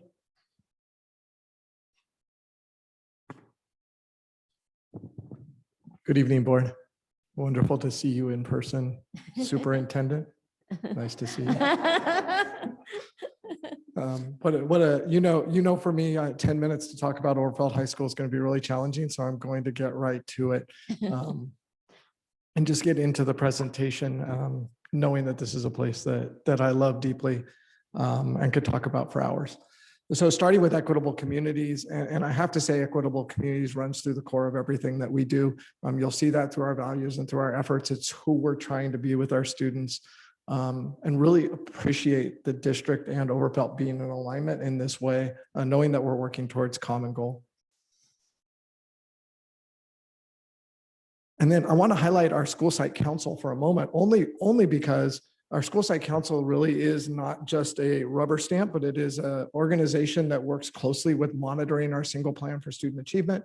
It works closely at approving the goals, monitoring the budget, approving the budget, and making suggestions. And one of the things I like about it the most is the inclusion of parents and students. And especially this year in distance learning, where school site council looked different, worked the same way, and we have 4 freshmen leading the school site council this year, and they're pretty committed to doing that for the next 4 years. So including student voice in all of the decisions we make is critical to what we do at Overfell. Demographics have stayed pretty consistent, which we're also pretty proud of. We're holding our enrollment in spite of the increased competition in our neighborhood and the changing enrollment patterns. We're sticking right around 1,400 students, and we've been there for the last 8 years or so. Fluctuation slightly, still vast majority over 80%, Latino 82%, and very similar to James Lick in terms of the demographic breakdown after that. And then this is the population I really like us to focus on. It is who we are at Overfell with 412 English language learners, and very similar to Principal Paulette, with a breakdown of new to the country ELD students and long-term English language learners, and that's about 1/3 of our students. And then also, I mean, it's so funny, our 3 schools are so similar because our students with disabilities is another population we really do need to focus on and encourage. They are 196, almost 14% of our students have an IEP asking for extra support. And that socioeconomically disadvantaged number is 75%, but we know in reality that number is higher and typically is between 85 and 92%. So we know our students face challenges, and that's part of what we do at Overfell, is not just see those as challenges, but recognize those as strengths as we promote our students for the future. The vision has been developed. It was actually developed about 6 years ago, and that's the idea that every Overfell student will graduate with the critical thinking, creative thinking skills, as well as the resilience to succeed in college and careers. We're not requiring our students to go to college, but we don't want anyone to make that decision for them before they graduate. Like, let them make that decision when they're 17 years old. Don't let them make that decision at 14. Don't let a teacher or a counselor make that decision. And then help helpful to us is really deciding what those skills look like so that we're not just saying ready for college, but what our students should be able to do when they get there. And I won't go through the values specifically, but I do want to say those were developed jointly in collaboration with students and staff. So those are our shared values. And next year, when we come back in person, we're going to spend quite a bit of time bringing those to life. Like, what do they mean to us together in the classroom and out on campus? Our WASC goals were developed in 2018, and we had a visit this year with a slight revision. Goal 1 really is about aligning curriculum and instruction and including common assessments, equitable grading, priority standards, really about instruction and what happens in the classroom. And goal 2 is really about what we're teaching. DOK3, making sure we're teaching to depth, that we have rigorous standards, and that's relevant. That it's really important that student voice is included in what we teach in the classroom, that it doesn't just come out of the book, but that it's adapted to who our students are and what their experiences are. That third goal is about, MTSS is highlighted there, but really everything we're doing is through the lens of MTSS. And that third goal is really about connecting our tier 2 and tier 3 interventions to students in a timely and efficient manner. And goal 4 is about helping our parents be integrated more deeply into what we do as a school. What was really great about the WASC visit is they said, your goal 4, like you're good on that one. Let's keep working on goal 1 and goal 2, which is something we also agree with. And how those tie into the LCAP is also seamless. And so I'll just go right into our college and career readiness goals. We want to increase our A through G completion to 50%. It's currently 44%. We're looking at our goals for 2022, similar to what Marco said with James Lick, like in the context of coming out of the pandemic, knowing that students are going to go through some transitions, also knowing that several of them took hits to their A through G. So we're looking to increase in spite of that. Also our Latino A through G to 50%, it's at 42 right now. And our students with special needs, we want to get them to 25 and it's only at 12. And that is something we're not proud of at all. Long-term, we would like to get all of our students to 70% A through G completion, with special needs students to 50%. We believe those are achievable. 2 of the strategies we'll use to do that. Professional development to support consistent quality implementation of the Common Core standards in DOK3 within aligned courses so that teachers are teaching the same thing at the same time and assessing it the same way and can talk to each other about that. That will help teachers be better and help us support our students in a more efficient way. And then really planning to support students with special needs in the least restrictive environment. And you've heard that one over and over, and that's one we're really focused on. We have our students in the least restrictive environment, and now we just have to get better at supporting them there. And that's how we're going to get students with special needs to meet that A through G goal.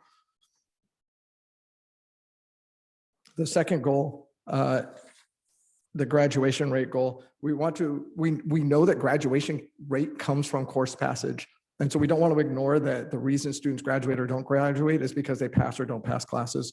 So we want to increase course passage by 10% in all courses over this year. That really gets us back on track to where we think we were before. And we've probably seen about a 10% gap. And we want to maintain our current cohort graduation rate, actually our cohort graduation rate from 2020 of 83%. Knowing that there's going to be struggles to do that. Longer term, we're really looking at cohort graduation rate that should be at 95%. That's where I believe we should be. And that our course passage rate, if we're doing MTSS right, and our students are all finding success in their core courses, we should be at 75% across all courses. We're not there right now. Key strategies to do that. This idea of teachers responding to students in a timely, targeted way when they first show signs of failure in the classroom. We know we can do that through the aligned curriculum and common assessments in collaboration. And so we're looking forward to that. And then this one, I'm really proud of the work that the teachers at Overfelt have done this year to implement equitable grading practices. And we're implementing a common assurance where we're really changing the way we assess students and measure their grades. And we know that course passage isn't just from what students learn, but also from what they do. And we want to make sure our grades are measuring what they're capable of and are motivational and forgiving in a way that as students learn, they can continue to grow. We always talk about growth mindset, but we have grading systems that don't emphasize that. And so really the work we've done this year around grading is, we're really proud of that. And we can't wait to see what that looks like as we come back in person. Ida, can Yeah. I ask you a quick question? Sure. So you've got a goal of maintaining the cohort graduation rate. Are you referring to our local cohort, like that district definition of cohort, or something else? No, I'm looking at the one that's reported in the California Department of Education website. I know our district defined cohort is higher than that. We're in the 90% range. So when you say cohort graduation rate, what are you saying? That's the way the state right now is defining graduation rate. And so it's not just Graduation rate, right? As well, opposed to, there's the district defined, at least the way I understand it, the district defined cohort graduation rate are students that enrolled with us on day one and finished by the last day of school. The right. state defines that differently. Your last school of attendance for those students, regardless of when they enrolled, I think is how it is. What? That's absolutely right. So we get state data and the state defines a cohort and does their calculations for all districts one way. And so we get that state data and it's What just, is that way? you want to repeat that? Yeah, so what it is any student who your school was the last school of enrollment. And so they will calculate that as if a student left at any time or it was a non-grad, came back the next year, it still counts against your cohort graduation rate. So it's the state says where you ended, that's where your graduation rate will apply, or your graduation or non-graduation will apply to that school's rate. So we get that state data.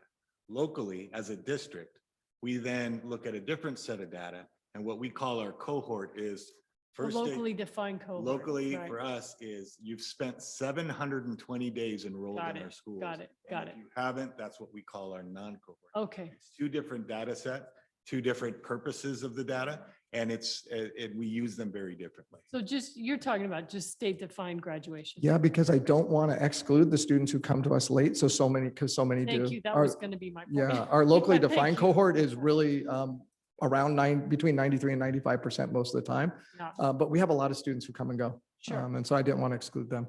yeah, thank you. When I say I should say like school site council and the Overfelt staff, like I'm speaking on behalf of them for sure. They pushed back on a lot of these goals and helped with them. Our English language learner goal is to increase ELL pass rates in those core classes, going back to what I talked about last time. And then increase reclassification rates by 10%. Longer term, we have much bigger goals. One of those is increase ELL graduation rate to 95%. It's currently 75% for students who are English language learners. And we really have set a goal of increasing ELL A through G completion rate to 75% as well. It's currently 19%, and that's pretty good compared, but it's not good enough. If we're going to graduate all students ready for college and careers, then we have to raise that. And we have plans for how we're going to do that. One of those, and this is the first time I'm going to talk about it, is implementing an anti-racist healing-centered classroom common assurance. That is, all teachers across the campus are going to be looking at how to eliminate institutionalized barriers to student achievement in their classrooms. We've started this already. It's going to be a significant amount of work next year, but I feel if we're going to truly implement equitable communities, then we have to look at our biases ourselves, as well as the policies and practices in our classrooms that don't support students. And then once again, I'll just double down on equitable grading as one of those systems that is fairly biased. Very biased. So we think by doing those things, along with a few others, that we'll be able to increase not just the graduation rate, but the completion rate on A through G. The goal for decreased suspension, we have been working on that one for a long time. I included a panorama goal just to increase connectedness for all subgroups. Most of our subgroups are around 80% connected, but we do have a few that fall below that. And the other one, similar to James Lick, is decrease and Yerba Buena, decrease the suspension rate of students with disabilities to eliminate the disproportionality. So currently we're suspending students with disabilities at a 7.3% rate, as compared to a 2.9% rate school-wide. That is not just a short-term goal, that is our long-term goal, because once we decrease it, we want to maintain it. Our longer-term goal, really using our anti-racist healing-centered classroom common assurance, is to increase connectedness for all of our subgroups to 90%. And they're all over the place right now.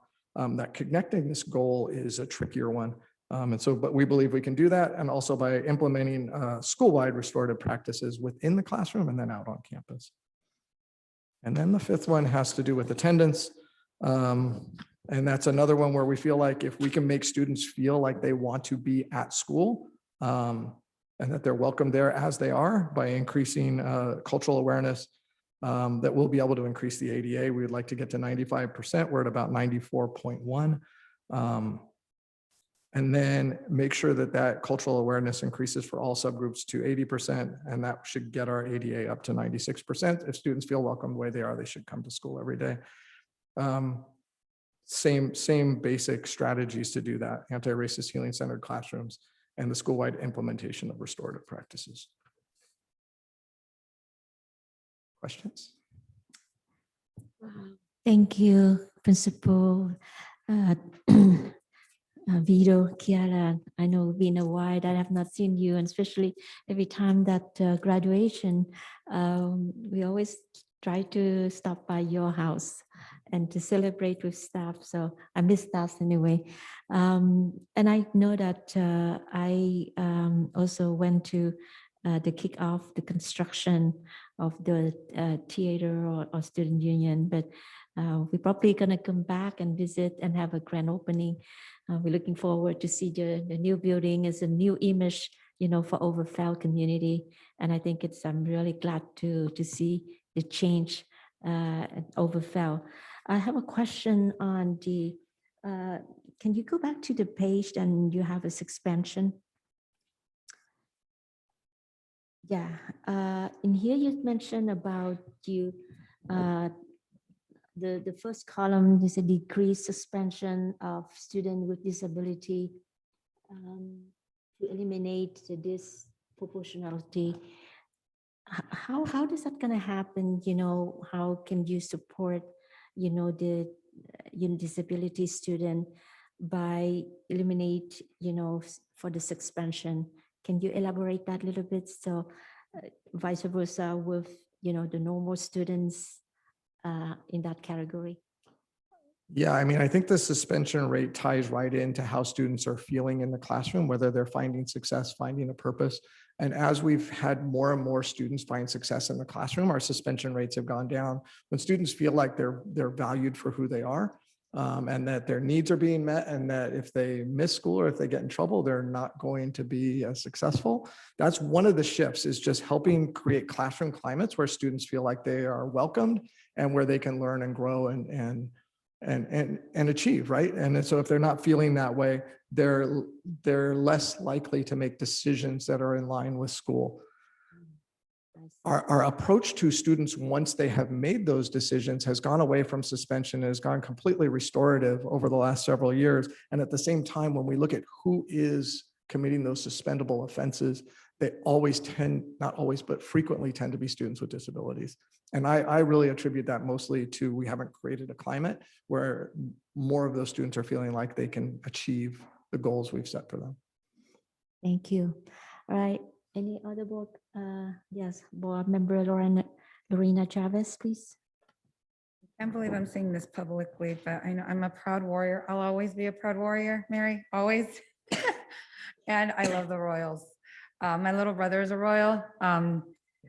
That school community, right here.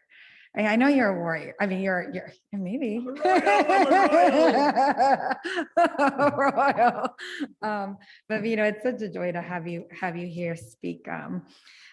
So many things. I was like, oh God, I want to go to Overfelt campus. I want to see how a lot of this stuff is happening. Right. I hadn't heard of anti-racist healing-centered classrooms as a common insurance. I'm like, what does that look like? What does that feel like? I want to talk to the teachers. I know you're always thinking about innovative ways to do different things. But maybe this upcoming fall can pay a visit and see what that's a little bit what that's like, sneak peek. We would love to have you, all of you, as you know. I would just say that the key to creating those restorative classrooms, those healing center classrooms, is to understanding where students are, hearing their voices and including them as equals in the classroom. And then once students have power and some autonomy in the classroom, we can make decisions that will support them better. That's a big part of it for us.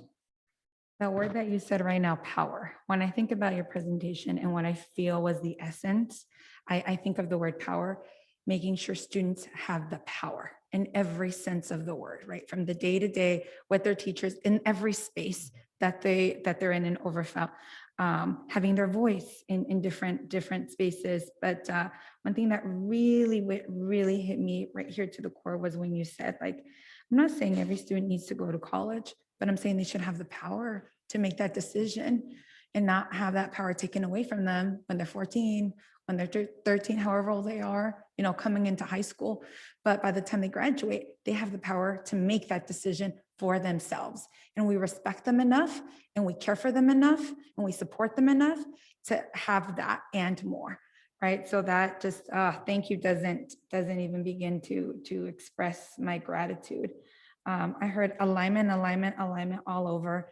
When I was just hearing you share the strategies, timely, targeted alignment, it's like, that's such a simple way to do such powerful things. So yeah, that really stood out to me. And the last thing with powerful goals. I was like, ooh, 70%. Yes, now we're talking. That's going to be hard. Whatever you need, you let us know.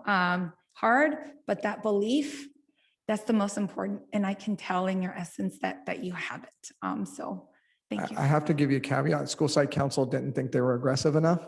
They really thought we should be hitting, like, why not 99? Why not 100?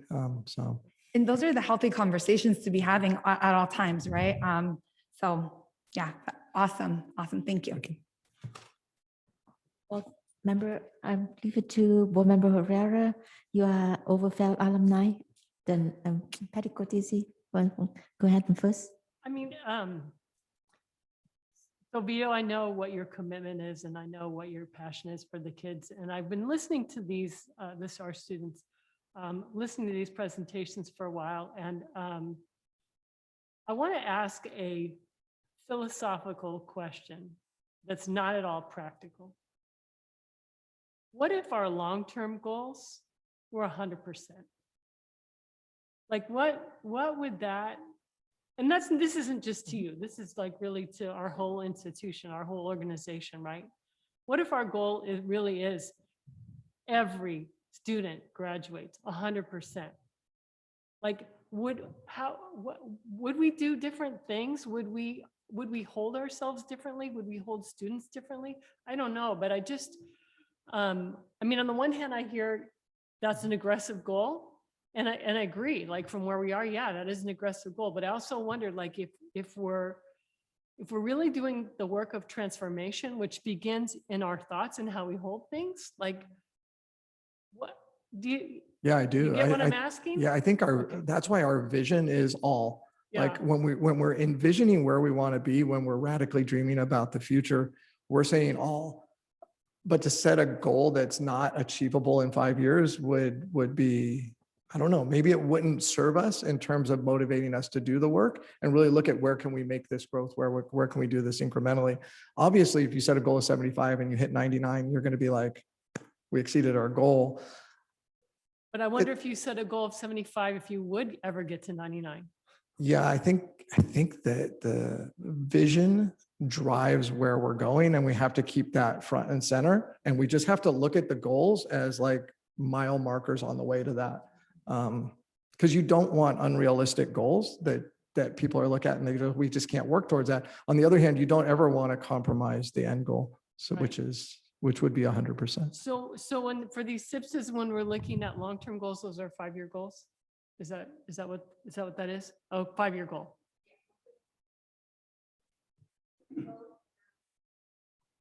Yeah, so in the SIPSA, it's an annual update, so it's yearly goals, but in the long-term goal of it, some of the principals decided to go 3 years out in alignment with the LCAP. The LCAP is a 3-year plan. Some did 5 years just because they want to look it out in terms of their WASC, which tends to be a 6-year accreditation.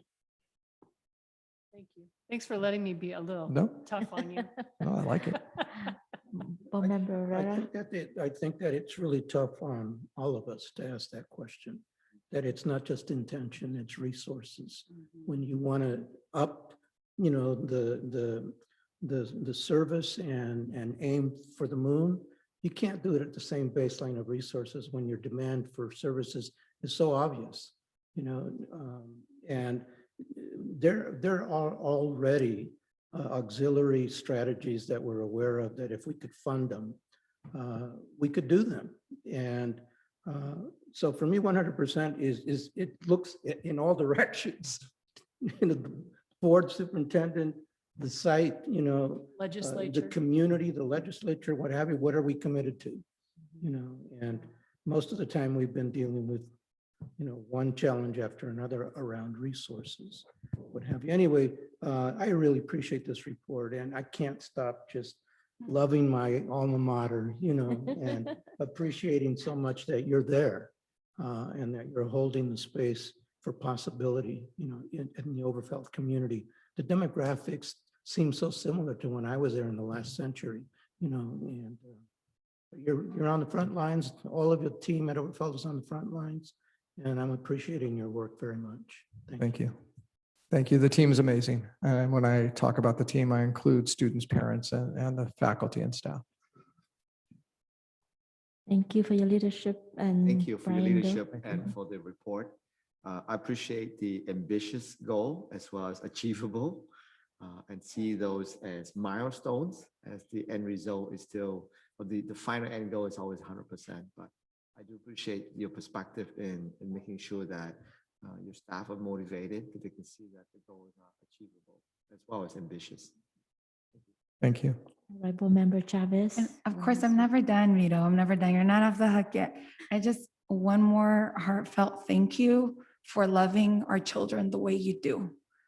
That is probably one of the most important things I think as an educator we can do, and for leading the school in that way. That's my community. I would send my babies to you any day. So thank you. Thank you. Thank you, Vito. Kiara. And now we have Apollo. So I get to Yeah, introduce absolutely. Yovi Murillo to talk about Apollo because nobody knows it better or has been there longer. Yovi? Yay, Miss Murillo.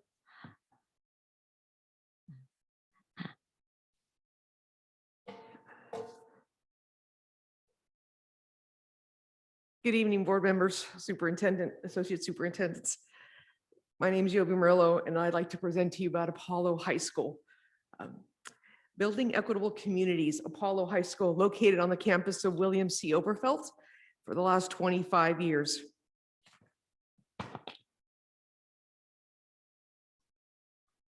And make sure our screens are the same.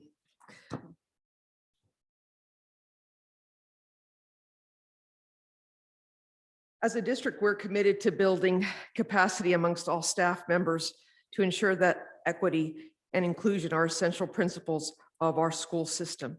And that is the basis of how we run Apollo High School. If you turn to the next slide, please. Our Apollo School Site Council met in person to create our plan. And what you see before you is the work of our parents, our students, our community members who have assisted us during these last few years, and in particular this year during the pandemic. When you look at our Apollo's high school enrollment, it has remained steady. In fact, I would like to say that we already are full for the 21-22 school year.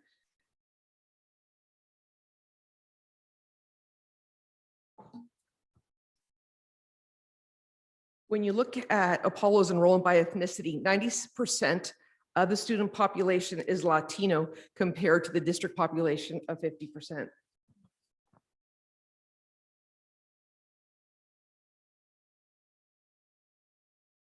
When you look at our English language learners for the past few years, for the past 5 years, Apollo has fluctuated between 20 to 35% of our student population are English language learners. And Apollo High School is the one small but necessary, also known as learning options now, that receive students from 7 of the comprehensive high schools in our district.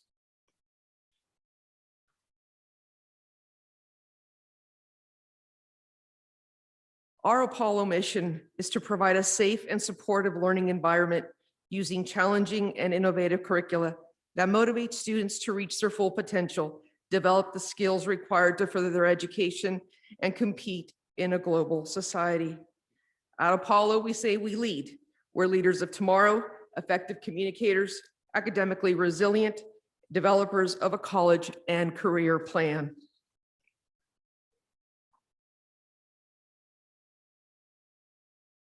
In 2019, we had the pleasure to have WASC visit our campus. They came up with 5 goals for Apollo. Goal number 1 is the depth of knowledge, to align department curriculum to ensure a consistent implementation of student-centered instruction with DOK3 tasks, rigorous common core standards, and common assessments in order to increase academic achievement for all subgroups. Goal number 2, English language learners, to identify the specific needs of ELL students and create curriculum to build capacity at targeted levels.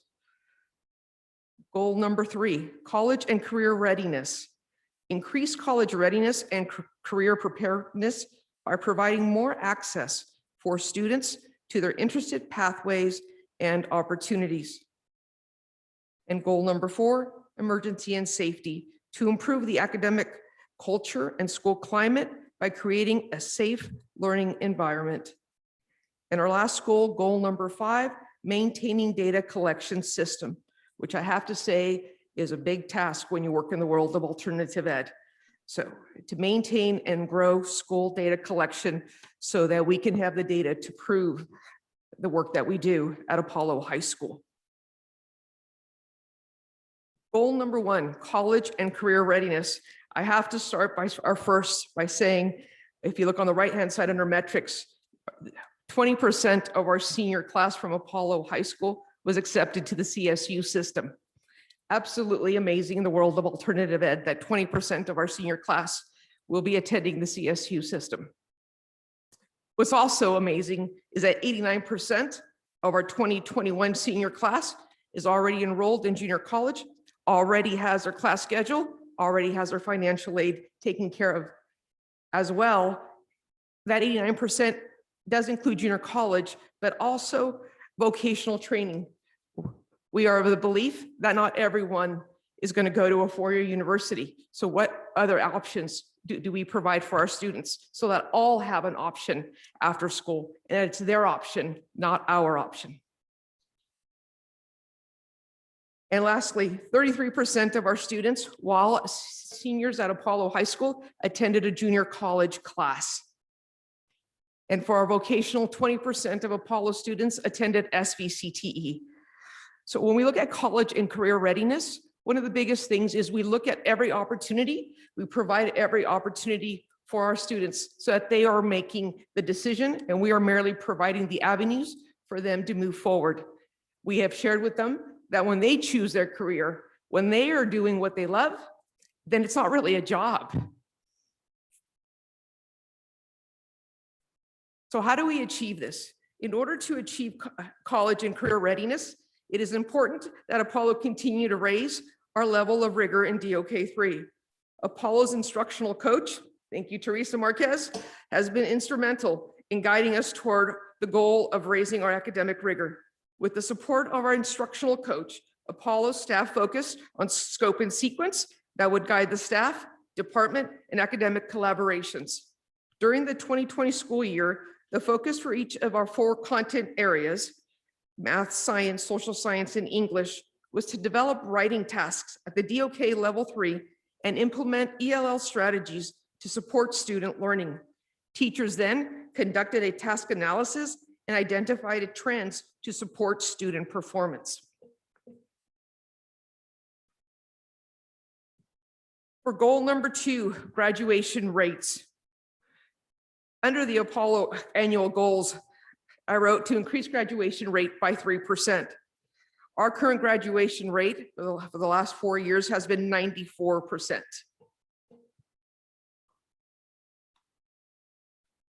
Goal number 3, English language learners. Apollo created a peer-led ELL team to align and support systems and interventions for all ELL students across all subject areas. In addition, each teacher created an Apollo student profile for their cohort.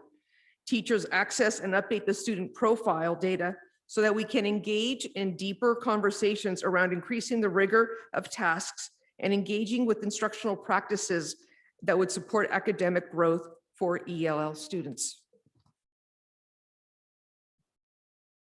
Goal number 4, decrease suspension. Since 2016, we've had 1 suspension and one expulsion. It was 1 in the same. So we continue. How do we do this? We build personal relationships with all students and refer them to appropriate support programs when necessary. The moment they walk in through the gates of Apollo High School, when they first have that orientation, the transformation starts. And truly, the transformation comes from them. We are merely there to support them. They are in a place where they're ready to change what has not worked in the past and are ready to work toward their future. Our panorama supports our data as 92% of our students report knowledge and fairness of discipline, and 90% feel safe when they walk onto our campus. For goal number 5, chronic absences. For the 2021 school year, our attendance rate is 97.73. But rest assured that it's not just due to the pandemic that it appears high. Our past years have been 99.93%. Apollo High School has always had the highest attendance in the district. Our panorama survey supports our effort that 95.7% of our students are experiencing a climate of support for academic learning, and 90% reported a sense of belonging.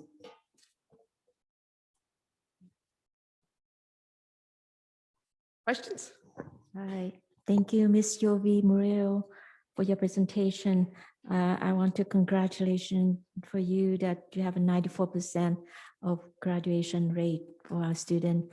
And I know that I missed, the graduation of Apollo is very unique, very small, but unique. I have a question for you. Here's when you mentioned about you want to increase 5% of the student to engage on SVCTE. So how could you support the student, to engage into Silicon Valley career tech education? Because they probably has a different perspective on career as well as continue to education. So I'd like to hear from you on that. I'm glad you asked that, because this year we did something that was absolutely amazing. And that is we created something called Future Fit. So on Wednesdays, all our students still came to school at Apollo High School on Wednesday. When I mean they still went to school, Apollo never closed. After their original dates of April where we closed as a district, we remained open because of the community that we work in. So on Wednesdays, we created what's called Future Fit, where our team reached out based on an intake that students each took in August about what were their career interests, what would they like to know more about. Based on that, it was compiled from a mechanic, cosmetology, an attorney, dental hygienist. So every Wednesday for the entire year, every week, the students, there would be 3 presentations via Zoom on Wednesdays where the students would log into Zoom and be able to, they were aware of the presentation, they had chosen it, and so they were able to learn about opportunities in the community. That was amazing because it opened the doors. That also, in those presentations, we also included SVCTE who played a role, and also members of the community. So the Future Fit program allowed for students not only just do the college side, but the vocational side and just the interest side. For so many of our kids 2 years ago, graduating from high school was not a possibility. And so to have an opportunity to be talking about what happens after high school, that a diploma is not enough. In one hand, you have your diploma. In another hand, you're going to know what you're going to be doing in August, is absolutely amazing for kids at Apollo High School. That's awesome. Any other comments from the board? Lorena Chavez. Were you Go gonna ahead. speak? Go ahead. Can you repeat your name one more time? My first name is Yovi. Ziovi? Yovi. Yovi. Yovi. And my last name is Murillo. Murillo. Mucho gusto, Yovi. Mucho gusto. Wow. I love your presentation. At Apollo, we lead. I love that. I have one of my siblings graduated from Apollo. So it's nice to learn more about what's happening and just hear all the great things. I've been there 22 years, so I'm sure I probably know your sibling. I'll give you their name offline. We don't share the same current last name. I'm not Chavez. That's not my maiden last name, but what would you say is the thing that, if you had to choose one thing, that's a hard question, I realize, but one thing that makes Apollo special, what would you say is this makes Apollo special? From the moment that initial call or that initial letter or that initial interaction takes place, there is a belief in that student that they have the power to do whatever they want, and that we are merely instruments to help them on that path. Awesome. Board Member Herrera. I just want to appreciate you and the team at Apollo, and our small but necessary schools really occupy such a special place in our educational program. And I feel proud of what you and others are doing, accomplishing, how you're really transforming the lives of our students who before didn't have anywhere near the hope that they now have as they go through the Apollo program. And this is true for our small but necessary schools. And I'm just gratifies me that we're on this mission together to really reach our students. Thank you. You're welcome. And I actually have to shout out to all of you who work here at the district office and those of you who volunteer your time. There has never been a time where we've needed something, and we have this, the support of the district has always been great. And so this doesn't happen if you guys don't do what you need to do here, so that then we can do the work at our school sites. So thank you to all of you. Awesome. Are you able to have your graduation this year? We did. We just had it on Saturday, and we did 4 individual small, but it gave the students the moment that they deserve, right? Your And the biggest thing, graduation's finished. no, the biggest thing is the awareness that they can succeed, that they weren't defined by their 9th and 10th grade year. Right. I think your graduations absolutely typify or exemplify the work that you do. It just perfectly culminates in that, 3-hour ceremony. It's just worth every minute. I mean, it's a 5-hanky event. I'm telling you, I bring a box of Kleenex. It's amazing. So I've appreciated being a part of that in the past, and just thank you for your good work. Thank you. Absolutely. Thank you all. Right. Have a nice evening. Thank you for your leadership. All right, we move to 9.01, presentation and a discussion regarding proposed annual update to Local Control Accountability Plan, LCAP. Ms. Teresa Marquez, Associate Superintendent of Educational Services. Thank you. Good evening, Madam President, Board of Trustees, Teresa Marquez, Associate Superintendent of Educational Services. So today is the public hearing, official public hearing for our relaunch of the Local Control Accountability Plan. So what I bring to you is specifically that entire process. And so for tonight, when we look at addressing the components within the Local Control and Accountability Plan, we're really looking at the key areas that are required as part of that process. And so we begin with the annual update of the 2019-2020 LCAP, which seems so long ago, but we're still required as part of that process to provide that update. And then we'll jump to the update on the 2020-2021 learning continuity and attendance plan, which was the interim plan given the pandemic that occurred, and they put a pause on the LCAP, the Local Control Accountability Plan. And then we'll proceed with the presentation of the goals, the action, and the expenditures that are being proposed in the new series of the LCAP, which is the 2021 through 2024 LCAP. In addition, what you'll see attached to this particular item as well are the fiscal components that go along with the LCAP process, which include the budget overview for parents, as well as the expenditure tables that are part of the overarching LCAP for the 2021-22 school year.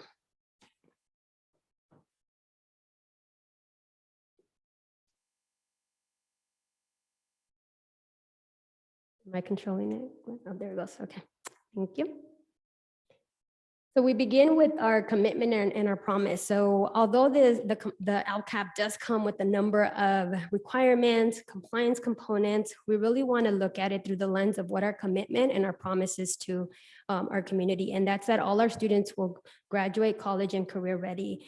And so Patty, when you talk about that philosophical view of having 100%, like this is it right here, right? Like really living to our commitment and leveraging our plans to be able to live to that commitment. And for us, college and career readiness means that our kids are exhibiting the skills as per a graduate profile, which includes them being communicators, critical thinkers and problem solvers, collaborators, creators, members of their community who are powered with that plan to be able to take that next step beyond us. And then of course, in alignment with this, we know that we can meet our college and career readiness indicators by providing our equitable communities, which I know you've seen here. So Mr. Vanders, you'll have to help me with the slides there.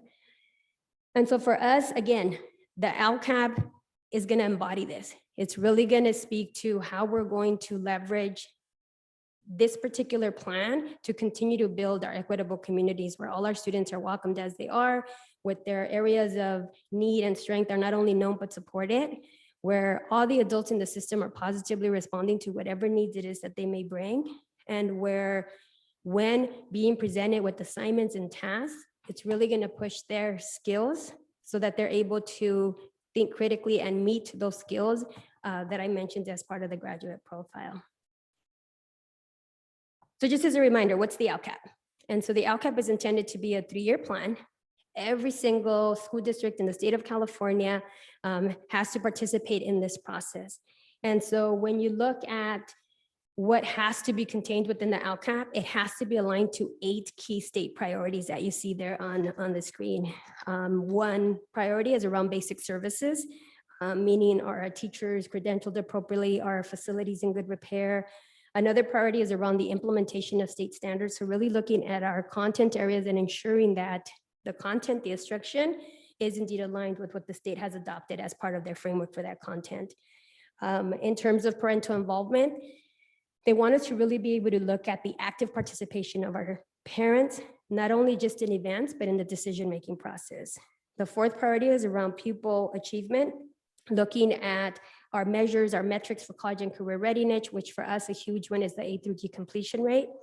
The 5th priority is around the engagement of our students. Are they attending? Are we reducing our chronic absenteeism rates? And are we graduating all our students at the same high levels? The next priority is looking at school climate. Are we reducing our suspension rate? Are we gathering qualitative data around their sense of connection at the school, be feeling safe within their school climate?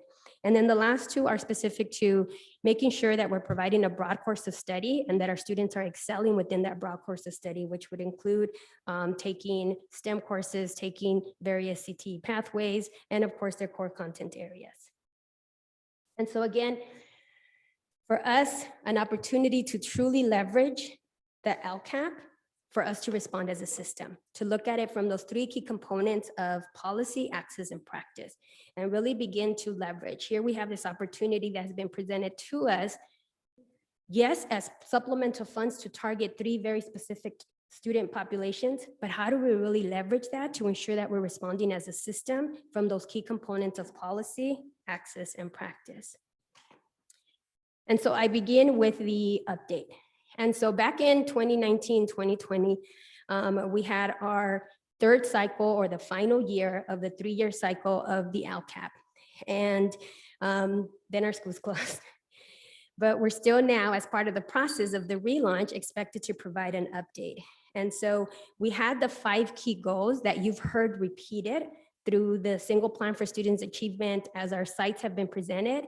And so those goals remain the same. And so we were focused on college and career readiness, graduation rate, achievement of our English language learners, our behavior responses, and our attendance and chronic absenteeism. And so you heard that those goals that were part of each of our sites, SPSAs.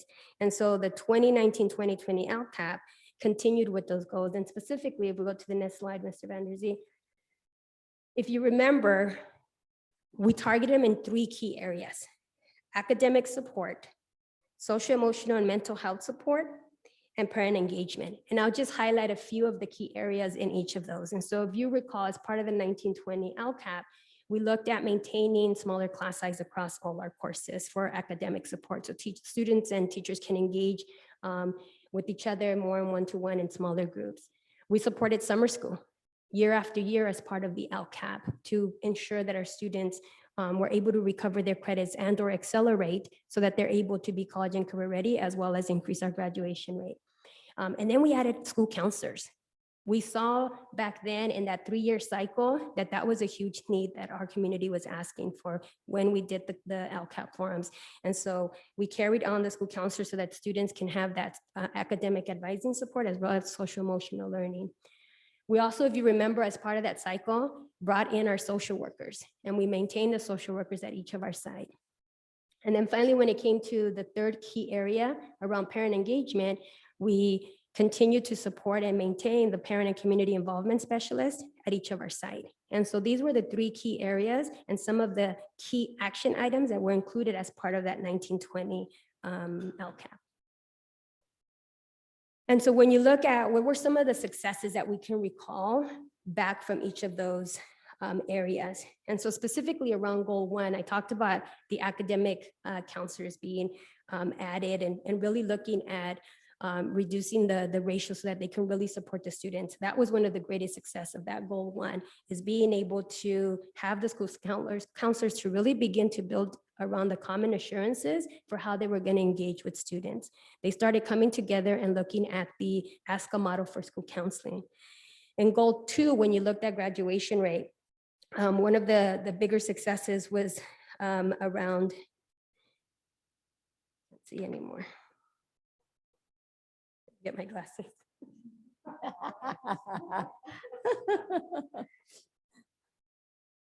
Goodness gracious. Was around just maintaining and being able to hire our staff. One of the things that I want to point out here and highlight was that even as our schools closed back in March, right, our teachers continued working, right? Obviously, our teachers continued to do all the wonderful things that they do. And so it seems like something simple within that goal, like, hey, we were able to maintain and hire our staff, but it truly was, because they were able to continue with that instruction and learning, even as our schools were closing down and we didn't know exactly what this whole thing was going to be back in March of 2020. When you look at goal 3, our achievement of our English learners, we really got to look at the collaborative work of our ELD teachers to begin to look at how they were assessing our students in the 4 domains and really looking at how language is acquired, right? Our students who are designated English learners, in particular our newcomers, they speak another language other than English. So they're acquiring a second language. And so to acquire a second language means you're really looking at the various domains of listening, writing, speaking, and listening. And so to begin that work around assessing in those domains was a huge success for us. When you look at goal 4, next slide, please, Mr. Van Der Zee. And you look at our behavior responses. I talked about our social workers and the support they were able to provide, but I also want to point out that one of the successes of the 2019-2020 LCAP was our ability to continue to be able to use our panorama survey, which is our qualitative data, to really assess how our kids were feeling around level of belonging, their level of connectedness, staff's feeling around the perception of how they felt safe, supported, that they were able to provide academic support, and then our families. Did they too feel connected and that we were providing the academic supports that they felt they needed for their particular students? And then finally, around our attendance and chronic absenteeism, one of our greatest successes with the 2019-2020 LCAP was the continued support of our social workers and our parent and community involvement specialists, and really being able to continue to fund them so that they were able to support our students' social, emotional, mental health, and extend that to our families through the parent, community, and involvement specialist. So when you look back, it seems so long ago, at the 2019-2020 LCAP, you saw the actual metrics, our actual performance, when I was in front of you here back in December and January. All those key performance metrics, those measures that I presented to you, were directly connected to the work from within the LCAP. And so we do this as an annual update to the board in connection to the action items and the goals that are presented in the LCAP. And so if you recall, you saw those metrics, you saw some gains, but obviously still some work to be done. But all in all, we can see that prior to our schools closing in March of 2020, the 2019-2020 LCAP was on target to meet all our actions as indicated as part of the LCAP.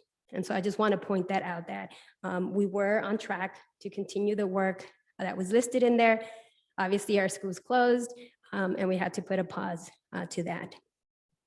And so the next piece that was paused, the LCAP, and the California Department of Education said, hey, schools are closed, we're coming back. We need you to tell us how you're going to continue with the learning and what your plan for engaging and having the kids attend schools is going to be. And so as a result of Senate Bill 98, all districts were required to then put together a learning continuity and attendance plan in lieu of the LCAP, bring it forth to the board, which we did back on September 3rd of 2020. It was then adopted on the 24th, and that's the plan then that we used to be able to present our actions, how we were going to ensure continuity of instruction for our students while our schools were in distance learning. And so that's the following update that I will give you now. And so if you recall, there were key areas within the learning continuity and attendance plan. Stakeholder engagement, meaning, hey, how have you been communicating with your people? How have you been ensuring that they've had a say and provided some feedback into the actions that you are putting forth as part of this plan? What will you be, or what's your plan for continued in-person instructional offerings?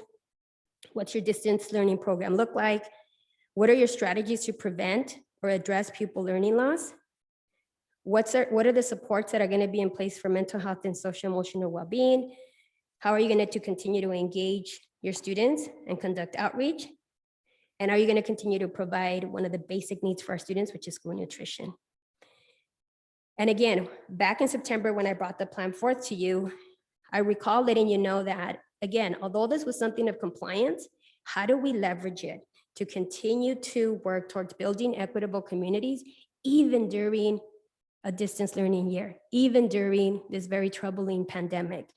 And so I was really excited to see that really at its core, what the learning continuity and attendance plan really intended to do was to ensure access for all our students, to address the various needs that they come with, social, emotional, wellness, academic, to ensure that we were re-engaging after having been closed from March to June, which was very new for all of us.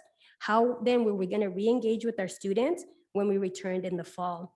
And then finally, how are we going to continue to provide for them access to a full curriculum, especially us at the high school level, knowing that they have plans beyond us, right? That they have college and career plans, and how do we continue to live up to our commitment and our promise of college and career readiness? And so I'll take you just through some of the highlights of what we did as part of that plan. And so the first component, our in-person instruction offerings. As you recall, we took a phased approach. We waited for direction from our local public health. We met with our reopening task force. And for us, we maintained for the most part in distance learning throughout the year, and then entered into phased approach where we began bringing back small cohorts of students. And then most recently in April, a larger number of students. And so what you see there is that when we truly did reopen back for in-person, we had about a little bit over 3,000 students that had opted in to come back for in-person instruction. Now, for the majority of the year, we've been in distance learning and continue as our last day today, ending in distance learning. But really through the distance learning program, we were able to continue to provide instruction to our students. We offered the same courses that they would have normally taken in person. Core content, electives, our teachers did a great job of adjusting from in-person to a distance online platform. We instituted a block schedule that was district-wide that included opportunities for tutorial and advisory periods so that students could indeed get additional support as needed. And we were able to have collaboration with our subject area coordinators to really look at what's that subject level work that needed to be done to maintain that continuity of instruction. And so our subject area coordinators continue to work with the department chairs of each of our school sites to ensure that we were indeed continuing to provide that continuity of instruction when it came to the curriculum. When it came to access to devices, our IT department was able to distribute over 6,000 hotspots and 12,000 devices. We were able to continue to provide supervision, a safe space, reliable internet for our most at need students from the onset. Any kid that needed a space, any kid that needed access to connectivity, our schools were open for them. And our site staff that was very much reliant on students being physically there on campus, they took on a slightly different role and supported our students and parents with either technology issues, supporting with distribution of devices, conducting outreach, doing home visits, calling parents to see, hey, what's happening with your kid? They're not logging into the video conferencing. And then as part of the requirements, if we go to the next slide, Mr. Van der Zee, was to continue to note not only attendance, but whether or not our kids were participating. And so in collaboration with our IT department staff, we were able to, within our existing system, develop a place for our teachers to be able to know participation as it was required as part of this plan as Senate Bill 98. And so our IT department was able to create within Infinite Campus a space for teachers to be able to actually note students' level of participation. And so we didn't expect our teachers to go outside of that. We built it within our existing system. We partnered with our IT department and rolled it out to our teachers so that they were able to designate as part of the requirement kids' level of engagement and attendance. And then when you look at our PD, we knew it was a lot to ask of our teachers to shift from in-person to a distance learning setting. And so the beauty of having a district-wide schedule was that we had that Wednesday morning set aside for district-wide professional development offerings, as well as sites to use consistently each week for their own professional development and collaboration. 3 key professional developments that we were really excited to be able to offer and that we partnered with some outside agencies was 1, the Cross Institute of Innovation that really focused on supporting teachers and providing strategies for English learners. You heard that a lot today from our school side, that is a focus. Our English learners, when you look at our data, they demonstrate that we really need to support them to get the outcomes that we want for them. And so we partnered with the Cross Institute of Innovation to work with teachers and really being able to create lessons that were going to be accessible by our English learners. We partnered with KQED, which provided professional development on technology for our teachers to be able to really make their distance learning classrooms even more innovative and more engaging for their students. And then finally, you heard Mr. Kiala talk about this in his presentation. A group of teachers and across his site did some professional development around grading for equity, where we opened it up to all our sites. And a number of our different school sites each sent a team to learn more about what does grading actually mean and how do we change our grading practices so that it is indeed more equitable. And then when you look at the other components, When you look at the pupil learning loss strategies, one, we were able to offer a full summer school program last year, and we're prepared to offer a full summer school program this year to address that credit recovery that for us represents the learning loss because of how our system functions in terms of being able to meet graduation and A through G requirements. Our teachers didn't jump right into the next level of work when we started this school year. They reviewed, knowing that we had closed our schools from March till May of the 1920 school year. This year began with review. We partnered with on-demand tutoring services to provide additional support and help for our students on demand 24/7 so that they can receive that additional support that they needed if they felt that they had some learning gaps and could use some additional support at home. In terms of mental health and social emotional well-being, our social workers continued to work to provide those services. Referrals kept coming in and they kept responding to the referrals at each of our levels. At the tier 1 level, they looked at really just providing mass information across so that all students knew of what was aware. And then at the more intensive levels, they really worked on what were those needs that were being expressed as part of the referral process to ensure that they were providing those supports. We were able to train each of our sites. They had a team trained in therapeutic crisis intervention so that, again, in preparation for in-person, we took advantage of the opportunity that we had this year to really be able to hone in and prepare for our students returning in person. And then finally, the last two elements were around pupil engagement and outreach. And so our attendance rate maintained quite high. Our quarter 2 or period 2 attendance was 96.1, which is very consistent to what it's been in the past years. I believe even a little bit higher. Now, I recognize that attendance didn't necessarily mean engagement, but at minimum, we know that what was reported as attending was at least at the 96%.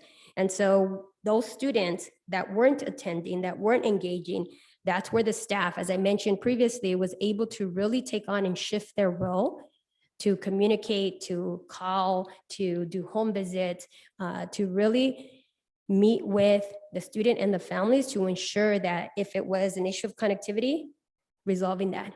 If it was an issue of not having the supports needed because of some mental health issue, then being able to make that referral. And so although our attendance rate was high, we recognized that there was still a level of engagement that needed to be increased. And so we did our outreach efforts from our various staff. And then finally, of course, something to be extremely proud of is that our school nutrition services did not skip a beat. They continue to provide a basic need of school nutrition across our district, not only to our students, but to a community, to where we have served over 1 million meals and counting. And so you recognize them not too long ago, rightly so, because we were able to just not skip a beat and continue to provide this basic service to our families. And so for this particular part, there was some lessons learned that I think you heard the principals also say that, right? I think Board Member Chavez asked that, what's some of those lessons learned that you want to carry into it? And so in a similar way, as we were preparing for this new LCAP, we really took the opportunity to reflect and look at, well, what did we learn? What did we learn that we wanted to inform this new development of this new LCAP? And so the following are just some key learnings that I have to say, one of the most impactful things that my team in Ed Services did is that we visited over 80 classrooms through Zoom, distance learning, of teachers who volunteered to be visited. And that was extremely eye-opening for the team. We got to see teachers at work. We got to see the enormous amount of planning that was done. We got to see the challenges of teaching to screens and emojis and no faces. We got to see students at times frustrated with being able to navigate. And we saw the many successes though of teachers just figuring out and multitasking and opening up one screen on one tab and then popping up with another one and then moving kids into a breakout room. So it was just really eye-opening for us to be able to see that. And from that, we learned, of course, that technology is important. And we need to continue to look at what are the intentional ways that we use technology to impact instruction. We learned that there's an importance of really bringing in social emotional learning across the board, not just by social workers, not just by counselors, but in every single one of our content area courses by the teachers. We saw the impact of what district-wide professional development can truly do when you put teachers in either job alike, content alike, you bring advisors together, you bring pieces together, and the opportunity that we were afforded by having that district-wide schedule. We saw the benefits of being able to have that tutorial advisory period as a way to be able to engage and intervene in that timeliness that some of our principals spoke to, right there on the spot, an added opportunity for teachers and students. And then we were able to really appreciate the importance of communicating with our various stakeholders, right? There were so many unknowns, so many changes that happened throughout the year that it just became so important to provide forums and opportunities and communication to our parents, to our students, to our staff on a very frequent basis so that they at least had some semblance of certainty during a time of too many unknowns. And so a result of this reflection, as I move into the new LCAP, we're really looking at it through three key areas: academic support and interventions, social, emotional, behavior, and mental health support, and outreach, communication, and engagement. And so those are the three key areas that we identified, not only through stakeholder input, but through our own reflection of looking at those lessons learned from this year.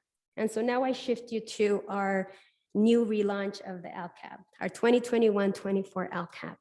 And so again, I remind the board and the community that the LCAP is intended to be a 3-year plan that every district across the state of California is expected to put forth.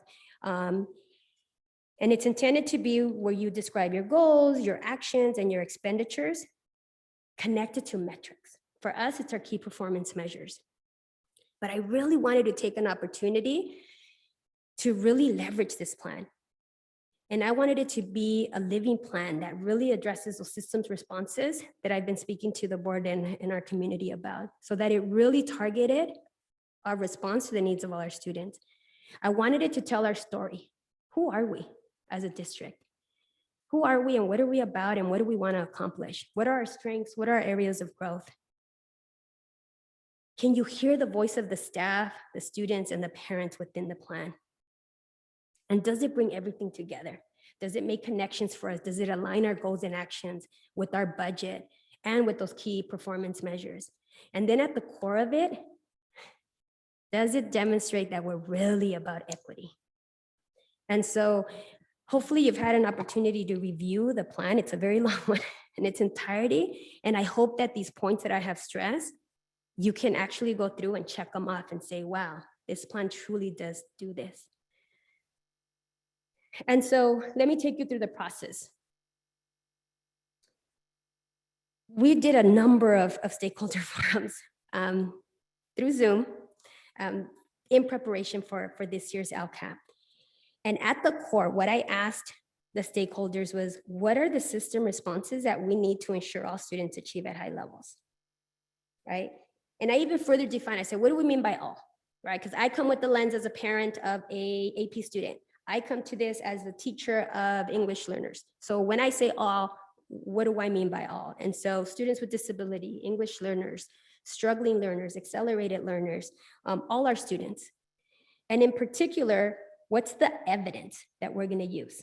So for us, it's our key performance measures around graduation rate, A through D completion rate, attendance rate, and our behavior referrals and suspension.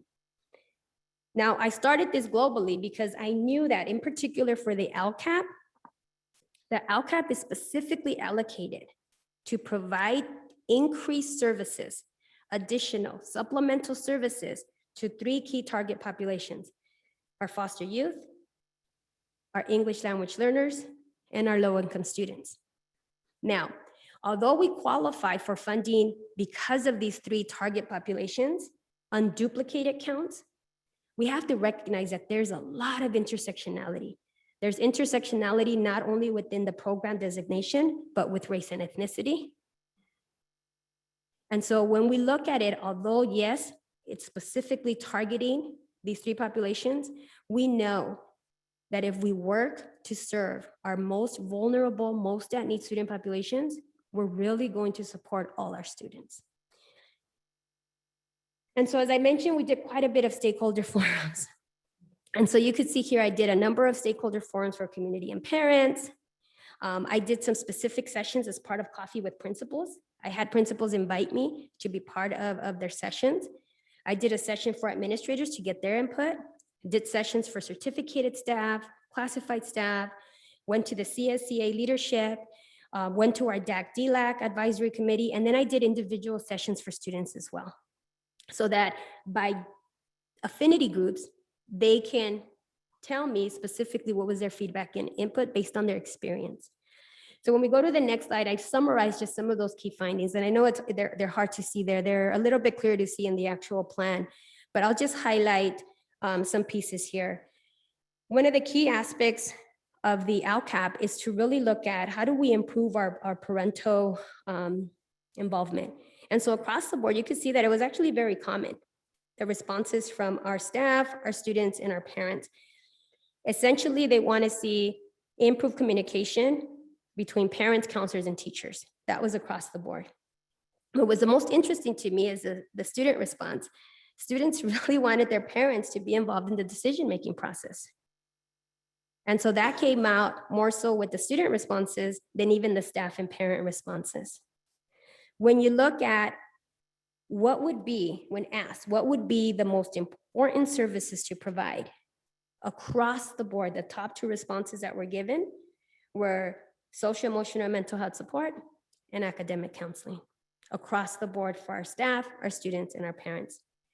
And then when you look at some of the most common responses when just kind of asked for an open feedback or open input, you could see that from the staff, things such as added support and resources for our continuation schools, our various learning options, as well as interventions at the earlier grades, not waiting till our kids fall behind at the 11th and 12th grade year. For our student responses, they wanted more credit recovery options, tutoring support. And then similarly with our parents, continuing with the tutoring support and timely academic interventions for their kids, right? Not having to wait to see the report card that got mailed home to realize that their student was failing. And so really looking at how can they support and engage earlier. And so as a result of those various stakeholder forums, as a result of the survey responses that we received, as a result of the reflection that we engaged in, we now have a 2021-22 LCAP to present to you. And at the core, I want our community and the board to know that it is grounded. It is truly grounded in building equitable communities through multi-tiered systems of support. And the metrics that you see as part of the plan are in alignment not only with the expectations of the California Dashboard Reporting System, they're actually in alignment with what we're going to use to provide evidence if we're being successful with our MTSS implementation. And so the goals that I bring to you as part of the LCAP that were informed by stakeholder input, analysis of our data, and a reflection of the lessons learned from this year, you could see they continue to be in those same areas because that's what the data tells us where we need to make sure that we improve our outcomes. College and career readiness, graduation rate, achievement of our English language learners, attendance and chronic absenteeism. And the language is pretty much the same. I think we've done a really good job, even in the prior years, of really targeting our LCAP to hone in on these 5 key areas. You'll see some slight adjustment to the language and the goals in that now we're just specifically calling multi-tier systems of support out within the goals. And so for goal 1, if we could go on to the next slide, you'll see that we still want to continue to provide high quality instruction, learning opportunities, and that academic and social emotional guidance, but we're now calling out through multi-tier systems of support. So we're now actually just calling it out so that we're explicit about how we're going to do that. You're familiar with the metrics. A through G completion rates, our on track levels, And here are some key action items that we've identified that actually have been contributed by, again, the input from our various stakeholders as well as the survey. So I want to highlight some of them. Again, you have the plan, it's in its entirety, but I do just want to highlight the following. The continued support through the LCAP of our academic school counselors. Continued professional development, but really honed in and focused on universal design for learning and culturally responsive teaching.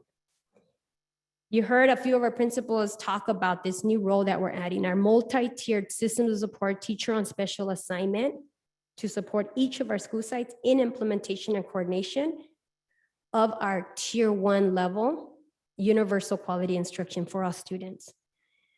And then you heard our principals also talk about the least restrictive environment supported by that inclusion specialist to really support our students in being able to find success in the general ed classes. And so of the about $20 million that have been allocated to us as part of the LCAP, this goal in itself is approximately about 6.1 million. Goal 2 is around our graduation rate.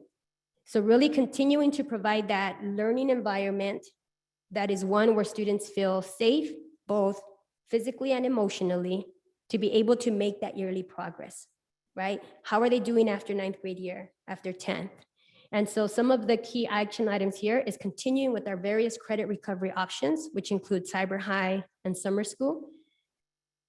And this is, the next one is work that I'm really excited about. One of the lessons learned was that there was so much to cover, right? And as a teacher, you always think like, oh my goodness, there's so many standards and I need to cover them all.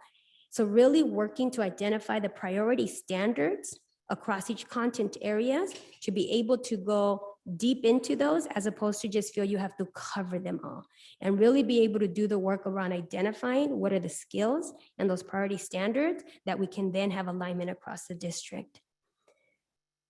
Maintaining our smaller class sizes as part of being able to provide support to our students and our teachers and being able to implement a number of the strategies as part of MTSS. We're really excited about being able to bring forth a coordinator of learning options, schools, and programs. We have a number of different learning options that include our small continuation schools like Apollo, Pegasus, Phoenix. We also have other options such as independent studies, which as we plan for next school year, there may be a need to expand. We have our home hospital learning option. And so really, we haven't really had an opportunity to coordinate those so that we're really providing the resources and the needs and the attention that those learning options require. For the most part, in particular at our smaller continuation schools, you have our associate principal, Ms. Murillo, who's having to do double duty, both do that duty of being the APA at a comprehensive high school and support the work of Apollo. And so really looking to support that across our district.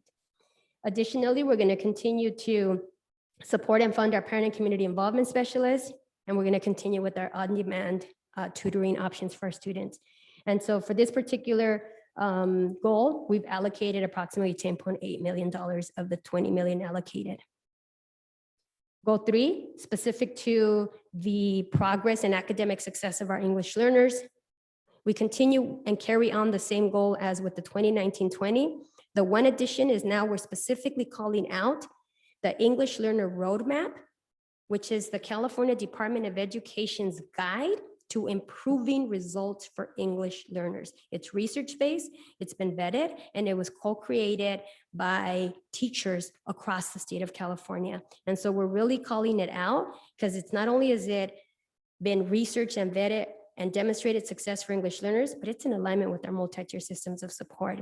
And some of the key action items here is primary language support for our non-native parents in English, right? Making sure that there's that bilingual person who can support our parents and our students. You heard Principal Paulette talk about bilingual paraeducators, using and leveraging the funds that we have to hire additional paraeducators to support in those ELD classrooms. Ensuring that we have a designated ELD course for academic language development for our long-term English learners. Those kids who, if you speak to them, you may even wonder, are they an English learner? But then you're finding that they're not experiencing that same level of success in their academic courses. So how do we designate a specific course that's going to support that development of their academic language? professional development for our staff on this roadmap, and then of course, maintaining smaller class sizes very specifically in our ELD courses at our 5 hub schools.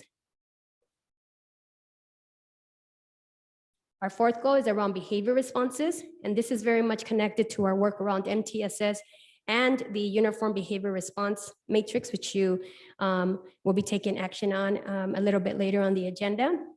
And specifically here is really looking at how do we develop relationship-centered schools through restorative practices that are going to keep our students in the classroom.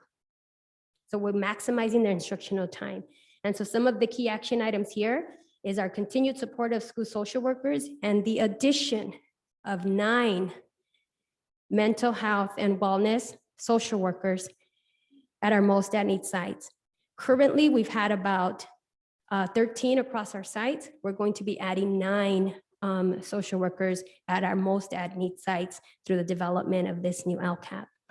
We're also going to look at professional development focused on trauma-informed and restorative practices, the addition and bringing back of our student services coordinator. As we're adding more certificated and classified staff, we need administrative support to be able to coordinate all that work and the added staff. Bringing in our 9th grade transition program into the LCAP. We've been running it off of a grant that it will be expiring, but we've had such great success at the 5 schools that it's currently at that we want to make it part of the LCAP. You heard from stakeholder input. We want more interventions at the earlier grades. This is one of those responses to that. And then really looking to expand it across all of our sites to support those students who struggle to make that transition from middle school to high school. And then finally, continuing our collaboration with our community agencies, such as the Bill Wilson Center, our Compadres Network, our New Hope for Youth. You heard our principals mention New Hope for Youth, and be able to really leverage those partnerships to support the work that we do at each of our sites.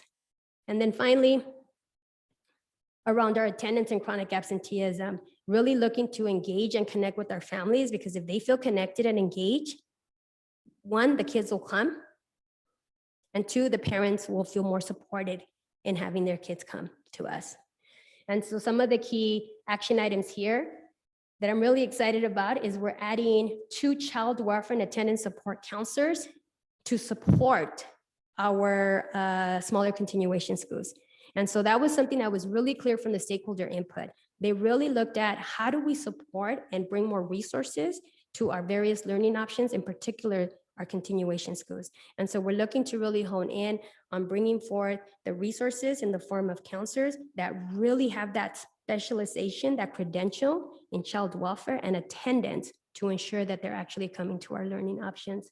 And then finally, just looking at how do we continue to use existing staff to support attendance and engagement of our students, including revamping our SAR process so that it's more restorative, right? So that our kids who we've identified already as chronic absentees don't feel further stigmatized when we bring them here as part of the SAR process, and then continue to use our data to monitor and catch our kids before they become chronic absentees.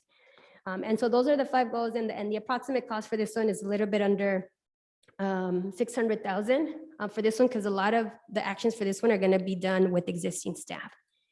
So the LCAP today is brought forth for public hearing.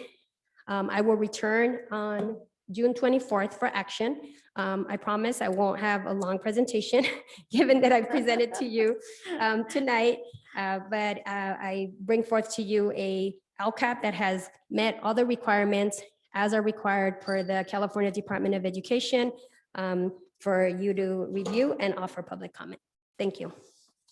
Well, thank you, Ms. Marcus, for your really comprehensive presentation. And I really like all of this information that you provided and all of the hard work from administrator, teachers, staff, to provide this LCAP. I have one thing that I would like you to be included. I want to know how we're going to measure the goal number 3 when you mentioned about achievement of English language learners. And I know that I have one item that I've been request English language learners student support and strategy. Maybe you can include that when the next presentation for the item that I request, you don't have it to, you do it today, but I like to see also the comparison, the data, for the prior years. How did we make any progress? How many percentage that English learner that we make progress? So you don't have to do it today, but I respect the time. So we're gonna, looking forward for the next presentation. Yeah, and I will just say that the yearly key performance metrics presentation that we do in partnership with Kirsten King and actually my whole team, that's specifically connected to the metrics. But I will just say on that one, we're currently at a reclassification rate of about a 12%, 11.8%. So we really want to up that to 20% or higher. And so, again, given this 1 year of, it's been a struggle to get students to take the LPAC. Which is one of the assessments that we use for reclassification. But hopefully returning to in-person is going to allow us to continue to progress in a positive direction. The other indicator that I will just add for our English language learners is around their success in their core content area classes, right? So like, are they passing the classes, right? Are they passing their English, their math, and their science? Are they passing it with a C so that they're also becoming college and career ready? And so we'll be looking at those data points. Absolutely. Any comments? Yeah, Patty Codisi first. Just, Lorraine Herrera. thoroughness is just one of your, it's a signature of your work. It's always so fully dimensioned and integrated and on target with its, with where it's going. And I just have a lot of trust in you stewarding and your team stewarding this whole process. So thank you, and looking forward to taking action on this June 21, June 24. Thank you. I appreciate that. Well, Member Cotisi, go ahead. Well, just ditto. I mean, this is just an extraordinary amount of work and really cohesively presented. I don't know why, but this is the first time I heard or that it really sunk in that we have 5 hub schools for ELL. Is that right? Correct. So if students are enrolled, are in the attendance boundaries of another school, how does that work? So parents are given the option to attend their neighborhood school where they belong. Even if they don't have the actual ELD courses, the levels 1, 2, and 3. Most of our schools have a 3. It's the newcomers, the English 1 and 2 levels. And so parents are explained the availability of the programs, and then they're placed in one of the 5 schools that is either the closest to them or that they would like to attend as part of that program. A big piece of work that we're going to be doing is we're really looking, if you had an opportunity to look at the LCAP, there's some very specific action items around newcomers. We're really looking to revamp and redesign how we place our newcomer students. In particular, because they bring with them a wide variety of needs, right? If they're coming from another country, there's potential trauma depending on how they got here. There's a number of different social, emotional, mental health issues that may surface. But then there's also those kids that come having had the experience of a full schooling experience in their native country. And so that's a different approach that you have to take with that particular student. And so we're really looking at how do we address the very unique needs of our newcomers. And so one of the positions that we're adding as part of our Title III funding, not LCAP, but Title III, but included in the LCAP, is a teacher on special assignment to support the work around our English learners, in particular, this redesign of our program that we really want to hone in on our newcomers. Great, thank you. Board Member Chavez. Yeah, so I'll ditto what my colleague said in the thoroughness. I was like, I have this question. Nope, no, I don't. She just answered it. So thank you for that. So there are a few things that are going through my head. And let me tell you, as I was trying to go through these docs, I'm just so grateful that we have the opportunity to listen to you because they make so much more sense. It's the way that I process. I'm like, okay, so that's why now we're talking about this. So really appreciate it. So please be patient with my question. Maybe I just didn't connect the dots. So want to acknowledge that 1, this is a live document. 2, we are going to be revisiting our KPIs. I know that this is connected to our KPIs. And we're also hearing from schools, they have that, what is it, SARP? What's the name of the document where they have their goals? The SIPSA, Way off. Yes. but there is a SARC. Yeah, the SARC is like the report that gives you like overall, Yes. yeah, no, the SIPSA. Yeah. Mhm. Yes. How are all of those things interrelated? Because I see numerical goals at the schools, right? How does the district support them through the LCAP? How is that going to be connected to the KPIs? Yeah. And then that circle that you have. System systems, responses. Yes. Mhm. Like, can you bring all of that Mhm. together for me? Yeah, absolutely. So the LCAP, well, let me start with actually the systems response, right? So as an organization, as a system, we want to make sure that what we put in place through the LCAP in this example is addressing those key aspects of policy, access, and practice, right? And so that's at the district-wide, those district-wide approaches. So for example, one of the action items is around that multi-tier system support teacher on special assignment. That's going to be supported through the district, but each site is going to get a teacher on special assignment to work within that very specific school culture based on the needs, but in alignment with the common assurances that we've agreed to and that we've developed as a district-wide community, as an organization. And so, for example, if we say, like the worker on also the priority standard, right? That's a district-wide approach that then is going to be implemented across the sites, and that you actually already heard as part of the SIPSAs, as part of the principals presenting, that was something that was key within that. And so for us, it's what's the work at the district level that then is going to be supportive of the work at the individual school sites. When we look at the key performance measures, we present district-wide data. Kirsten King has actually done a phenomenal job of now giving each site their key performance metrics. And so now each school site has what I present to the board from a district lens.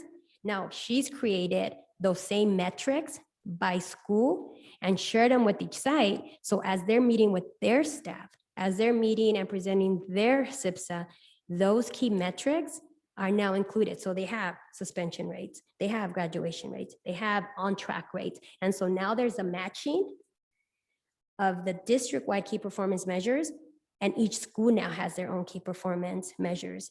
And so they're able to now, if they needed to, do that same key performance metric presentation to their community in a similar way that I come and present to you. And all of those add up to like our district-wide goals. Yes.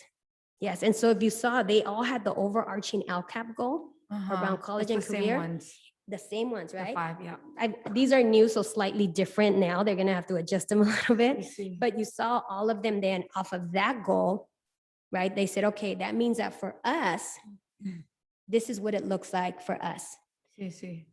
right? Within each of those areas.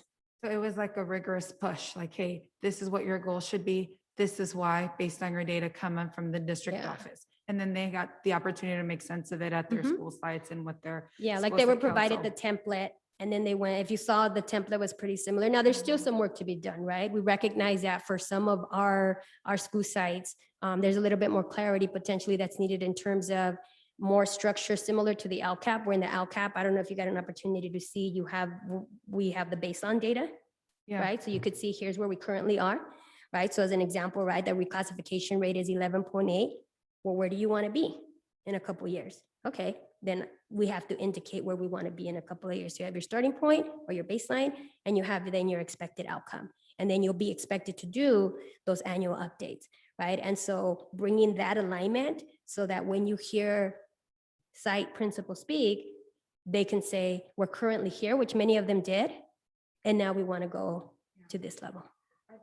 Does it make sense then to have numbers attached to goals? Because it's just, I feel like they're almost buckets in themes, because there's so much underneath each of them. Yeah, so no, we should have metrics. We should have clear targets. And so again, right, even if you just kind of follow the LCAP in itself, right? The LCAP has the overarching goal. Then it has, if you look through the plan, it has what do you mean by that goal? Yeah. Why do you have that goal? And then it has all the metrics, and it includes the baseline and the outcome.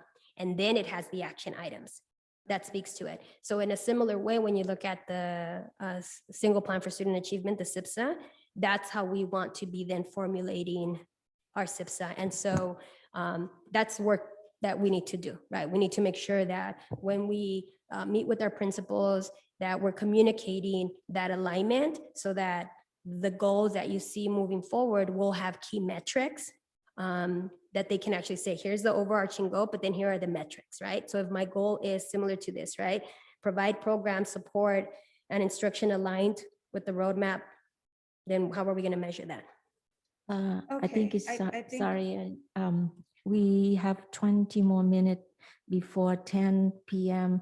And I like to remind our board colleagues that we still have a long agenda. We have a budget, Yeah. budgets and so let me for close 30 this more out minutes. So I don't know, we're gonna have to have enough time to discuss about this local control plan. Okay, I'll close this out. I'll probably set up some additional time to understand where in the LCAP. I know Glenn, once upon a time, we spent like 3 hours and I was still like, oh my goodness.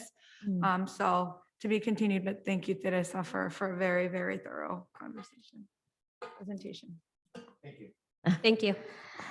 Okay, I want to move forward for 9.02 is open public hearing. We will now hold a public hearing which is scheduled approximately 9:39 p.m. regarding the proposed annual update for local control accountability plan LCAP. I'm calling for the first time. I'm calling for a second time. And I'm calling for a third time. I don't see anyone, so public testimony in this matter is now closed. So we move to 9.03, which is presentation and a discussion regarding the preliminary budget as recommended for fiscal year 2021-2022, received first reading and proposed resolution number 2020-2021-35. To confirm Eastside Union High School District commitment for fiscal solvency. Mr. Chris Chu, Associate Superintendent of Business Services, and Sylvia Pelayo, Director of Finance. I'd like to ask Mr. Chris Chu, you think you're gonna wrap up in 30 minutes? Because I know we're gonna run on to 10 p.m. and we're gonna have to vote because we still have a couple more items that's take. We You have know, from Nova. several substantive items left on this agenda. We, Mr. Vandezi, I know that we have 11.01, that would be 20 minutes for update novel coronavirus and the adopt emergency resolution. I don't know which any other presentation could move it into the next board meeting, or we gonna have to look into it, finish our conversation or listen to the presentation tonight. I believe that we'll be able to get through the resolutions rather quickly under 11. My presentation can be cut probably to about 5 or 6 minutes, given many of the unknowns. Okay. It's actually a shorter presentation. And so I think we should be able to get through the items under 11 in about 20 minutes. I don't 20 know minutes. how long the board anticipates, if they think they'll need more than 5 minutes under item 12. Okay. But after, 5 minutes sounds like the right yeah, amount of so I time. would think that after this presentation and the public hearing, that as far as the items under 11 and 12, we should be able to do that in less than half an hour. Less than half an hour. Right now, we are 9:42 already. So we're probably gonna ask to extend until 10:15, Well, we do then have consent, so maybe just to be safe, 10:30. 10:30. All right. Okay, so I need a motion. Move to extend the meeting to 10:30 p.m. Okay, and all in favor, say aye. Well, Ms. don't Patty need her. Cortese just stepped out. All right, I think it's Bruce. How do you vote? I approve. All right, good. Okay, we're gonna extend to 10:30. We've been meeting since 6:30. Let's Please. take a 5-minute 5 break minutes. So before we get into. before a we get whole to the other budget, it's going to presentation. be a long time too. All right, well, let's take a 5-minute break and we will come back at 9:48. 9:48, okay? Thank you.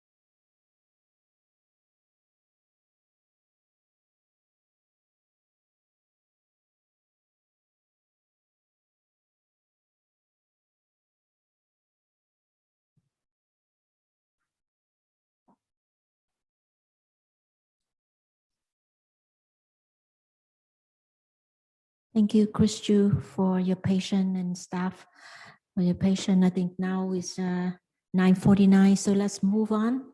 Continue because we don't have enough time. We're going to have a lot of item on the agenda.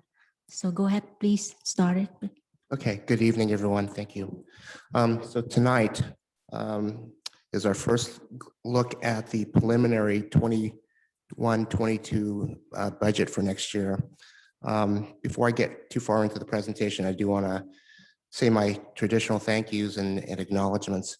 I do want to recognize, as always, Sylvia Palaio, specifically tonight, as far as all of her hard work and time to put in this budget for you tonight, on top of the many other things that she and her staff are working on, specifically the Munis implementation.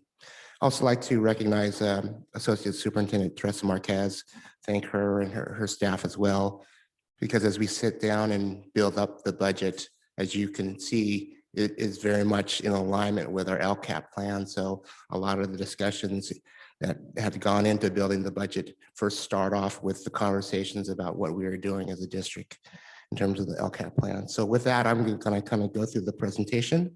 Hopefully I can summarize it in the short amount of time that we have, but certainly will allow for questions at the very end. And it doesn't work.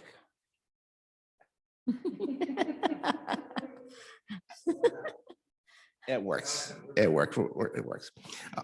Okay. As you heard, our LCAP plan is not a one-year plan. It's a 3-year plan. And you've heard me say the same thing. Our budget is not a one-year budget. It's actually a 3-year budget. And when we talk about 3-year budgets, it's looking at 3 years worth of assumptions. And so we're looking at not just this coming year's assumptions, but out into the future. And like anything else, those assumptions change. And so what I share with you today, as far as assumptions, will change, will certainly change. And we will always come back to you and present to you always the most up-to-date information at that time, and also give you a picture in terms of what that looks like to our overall budget. But as you can see up on the slide here, we're just going through this cycle right now where we'll be presenting to you a budget, a 3-year budget based on known assumptions today. Once the state adopts its budget, we'll come back to you, give you what is referred to as the 45-day budget update. And then after that, everything's kind of set in motion. We'll come back to you a couple of times during the year to give you updates about the current fiscal year. And in each one of those milestones, we'll come back and update you on new projected assumptions for the out years in the future. So again, 3-year budget always when we talk about the budget. But tonight, I'm going to focus on giving you some quick updates and highlights of the May revise. Obviously, what went into the May revise are sets of budget assumptions. Just like I shared with you back in March, I shared with you what the governor came out in January with his January budget proposal. At that time, the budget proposal was loaded based on a whole bunch of assumptions. And so we'll update you on some of those tonight. And then when you look at what goes into the final adopted budget is elements of what the governor is proposing back in January, the elements of what he's proposing as part of his May revise, and also now factoring in what our state legislature wants in the form of the budget. And I'm happy to say tonight that our state legislature has come to some agreements on some of the major components of the state budget. So I'll mention later tonight really where there still are differences between what the governor is proposing and what the legislature so far has agreed to. But ultimately, all these things will be going into the budget. So I feel confident that what we have built into the budget assumptions now pretty much cover the largest pieces of the budget. So I don't anticipate many changes happening between now and when the state adopts its budget. So the good thing is the information that will go into the final budget that we bring back to you on the 24th will probably be pretty close to what it will be. So let's talk about May revise, but first and foremost, it's all about economics. From an economic standpoint, for us in California, revenues are generated from the big three taxes: corporate taxes, personal income taxes, and sales and use taxes. So as you can see on the graph here, in comparison to what was estimated back in January, all three of these revenue sources or taxes have grown considerably. And so when you look at what the governor proposed back in January compared to what he's proposing now as part of the May revise, a lot has changed. Back when in January, at that time, the governor was estimating or projecting a cost of living adjustment or a COLA to the tune of about 3.84%. And that was also partially augmented above what is considered to be the statutory COLA for the year. Back in January, the statutory COLA, actually, I'm kind of jumping ahead. Before I jump too far ahead, I'm sorry. So economically, now we start to drill down into the actual funding for education, and funding for education comes under the form of Proposition 98.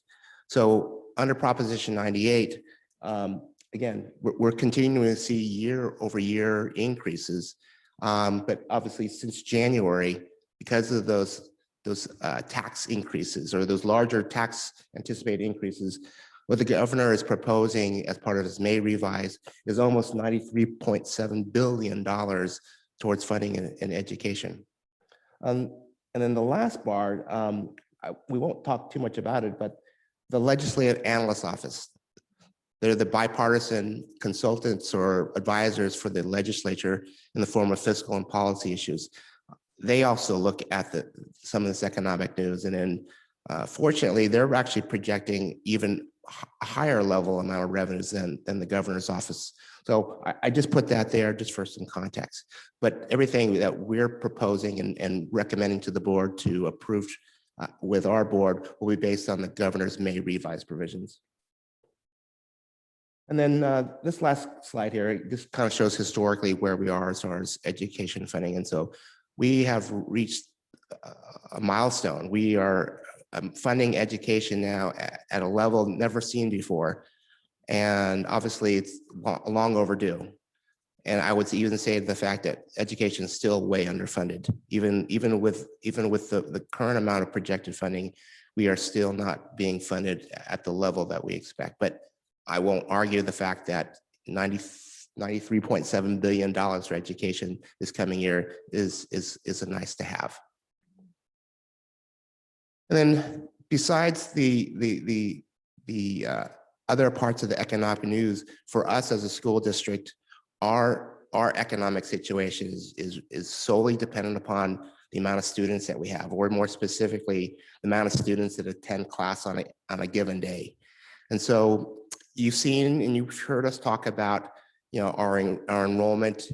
And as you can see on the graph here, this is a look at our current decline of enrollment. So we are still projecting to decline year after year. And this coming year, we're actually projecting our enrollment to drop by almost 500 kids from this current year. And that's a huge drop for a district. And it is something that we have been seeing. Those of us that also follow what's going on in our feeder districts, many of our feeder districts have also been seeing, actually they have been experiencing this the last couple of years. And so that decline, or I would call that bubble decline, is now going through now into our system. And one of the other ways you can see the actual decline is when you look at the enrollment numbers by grade levels. Our outgoing 12th grade classes are much larger in size in comparison to our incoming 9th grade classes. And so that is going to be the projected trend as I look at our feeder enrollment patterns for the next 3 to 4 years. Because I also see that our feeder districts, their enrollment is starting to stabilize, where their incoming kinder, first grade, their primary grade numbers are now getting caught up to, or not getting caught up, but equalizing to the outgoing 8th grade numbers that they have. So hopefully they'll flatten out, and then we'll see that experience come through to us in the next eight years or so when those kids come through the system. Next slide is just some of the raw numbers behind the economics. As I mentioned in January, governor came out at that point in time with a projection of a COLA of just 3.84%. Now, with the governor's May revise, he's now projecting a COLA at a level of about 5.07%. Now, keep in mind that 5.07% is accumulation of a couple factors. The current statutory COLA for the current year is estimated now to be at 1.7. About 4% of this 5% COLA is actually an augmentation. Well, I would say a repayment of COLA that we didn't get from the prior year. So what the governor was very clear in January was that with this additional funding that the state was going to receive, they were going to augment this year's COLA, or in a way make up for not providing a COLA in the current 2021 school year to make up for that. So the fact that we're going to get a 5% COLA this coming year is great, but it's partly due to not receiving any additional funding for last year. And so that 5% COLA, based on the number of kids that we have, calculates out to about $10 million of projected new LCFF revenue for this coming year. A couple of other things I mentioned on the slide here too is that in addition to the increase with LCFF funding, we have also been the benefactor of receiving a few different installments of federal stimulus funds that have really helped us in such a way. When we talk about the multi-year projections in a little bit, I would say that it has given us a life preserver to help help us deal with our current situation. But the district has benefited to the tune of about, let's see, 25 and almost $55 million so far to date in terms of one-time federal stimulus dollars. And so those dollars have helped us, as I said, help us deal with our current fiscal situation, where it has pushed our structural deficit problem more into the coming years, more specifically back to that third year, as we have talked about. Whereas just a year ago, when I had shared with you the budget and the situation that we were in, that we were dealing with that fiscal budget in the second year of that three-year budget. So I think that the story tonight is that our fiscal issues now have been pushed off a year, and I would say it's going to give us some time, a little bit more time to continue to deal with that. Just to clarify, the 5.07 is ongoing though. Yes, it is. Yes, it is. Yes, it is. And so in addition, on top of the revenues conversations that we've just had, the other part of the budget represents the expenditure side of the budget. I've highlighted here all of the major changes compared to this year's budget. And these would be changes in terms of increases for salary and benefits, step and column, health benefits. One of the larger increases to this coming year's budget is reflective in the current salary settlement that we just negotiated with all of our employee unions. So the salary settlement, as you recall, was a 4% salary increase. And so that 4% salary increase now will be added into the current year's budget, or added on top of the current year's budget to come up with next year's budget. And so that budget assumption is here as well. And so when you look at all of these, actually, and then also tonight, you've heard from Associate Superintendent Marquez that as part of our LCAP, we have plans to add additional services, and those additional services are coming in the form of added personnel. So we've added about 50, I think I counted almost 52, 53 total new FTEs that will be added to the overall budget to provide these additional services. And so those added costs will be an increase to this coming year's budget as well. Any general questions in terms of the expenditures? when you, I know Patty has a question in regards to expenditures in the multi-year. These are exactly the same things that increase year after year, whether it's the salary schedule increases, whether it's the STIRS and PERS pension costs or the cost of health benefits. All of these items here on an annual basis add approximately $5 to $6 million more on top of the budget from one year to the next because of the projected increases. So salary schedules, everyone on a salary schedule who may move up on the salary schedule moves up into a higher salary range. And on an average basis, whether you're certificated or you're classified or your management, the salaries move up a percentage. And we estimate the salaries to go up by the percentages. So like for certificated, we estimate, I think 1.5%. And for classified, we estimate, I think 2%. And so those numbers have been factored into our multi-year projection. And so just step increases alone for Ms. Cortese is about $2.5 million. So $2.5 million on an annual increase is just a step in column. Health benefits is almost $2.6 million out of that total. So in the interest of time, this slide, are you saying this equates to about 5 million? This is, well, this is more than 5 million when you account for the extra 50 positions. Okay. I guess my question to you earlier that I emailed to you earlier was why the big gap between, I mean, I understand the 5 million between year one, year two, but then there's, that's like 5 million, but then between year two and year three, it's like 35 million. Okay, I will get to that one, yes. Okay. Because it's the revenue they can't.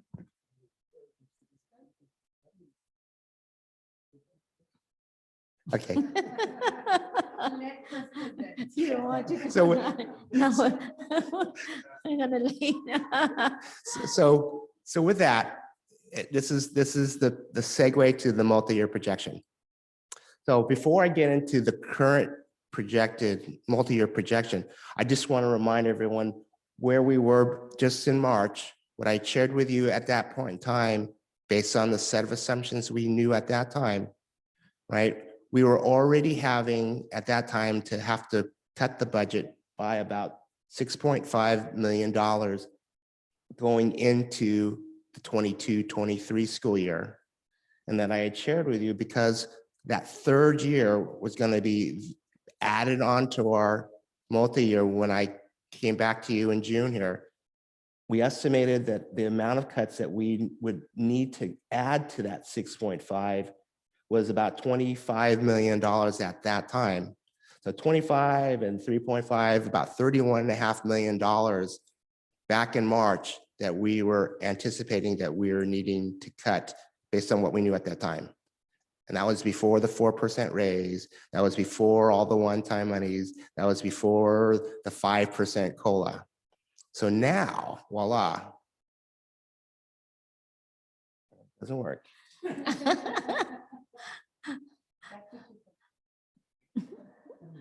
Thank you. I couldn't build up the suspense, but I am happy to say that, as I mentioned earlier, our situation has changed a little bit where with the one-time funds that we've received, now with this 5% COLA, even taking into consideration the recent raise that we gave, the problem that we still have to deal with now has been pushed out to the 23-24 school year. The amount now, unfortunately, has changed. Whereas I was just saying a moment ago, we were estimating that the cuts needed to be approximately $31.5 million. They're now $39 million, almost $40 million in cuts that we're projecting at this time. And again, based on what we know today, and we all know that the assumptions are going to change between now and 23-24. And it's very likely that that number will be less than what I'm saying today. Will it be completely eliminated?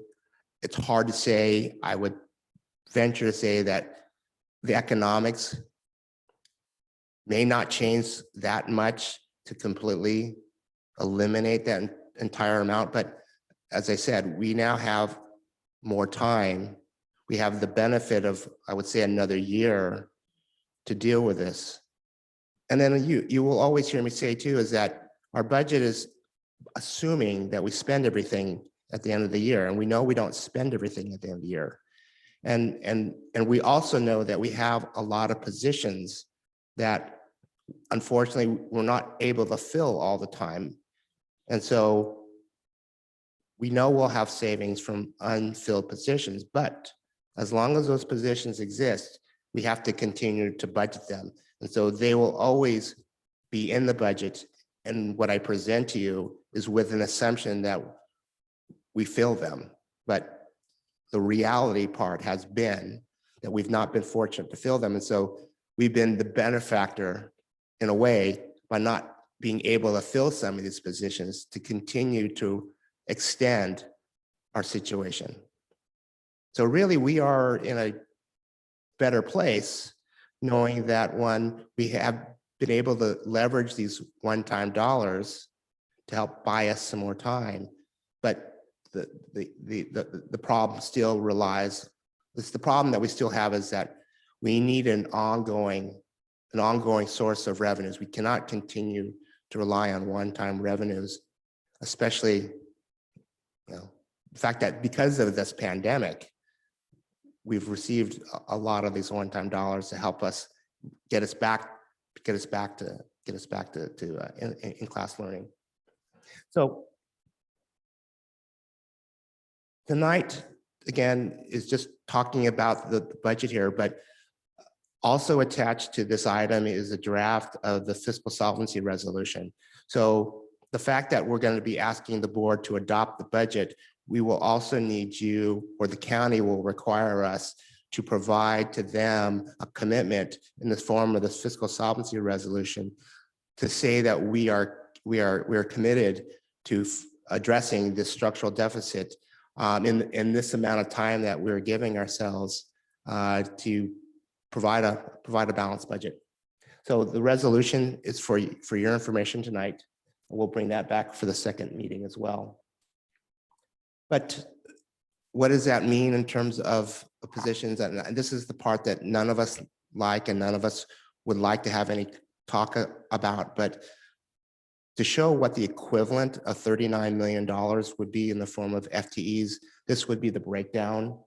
Almost 274 FTEs or 274 people broken up between certificated, classified, and management. And so this is that number that we've put out there just to show what the equivalent. But again, this is the very last thing we ever want to do. But this is just part of the fiscal solvency resolution that we are just presenting you that part of this information. And the next couple slides, and I'll kind of wrap this up, really are just the multi-year, just the numbers. And so the first slide is the unrestricted, the second slide is the restricted, and this third slide here is the combined. So to, I think, Patty's question, a question came up is that when you look at total expenses from one year to the next, so if you look at expenses from year one to year two, it goes from 340 million to 345 million. That $5 million increase there reflects those categories that I mentioned earlier.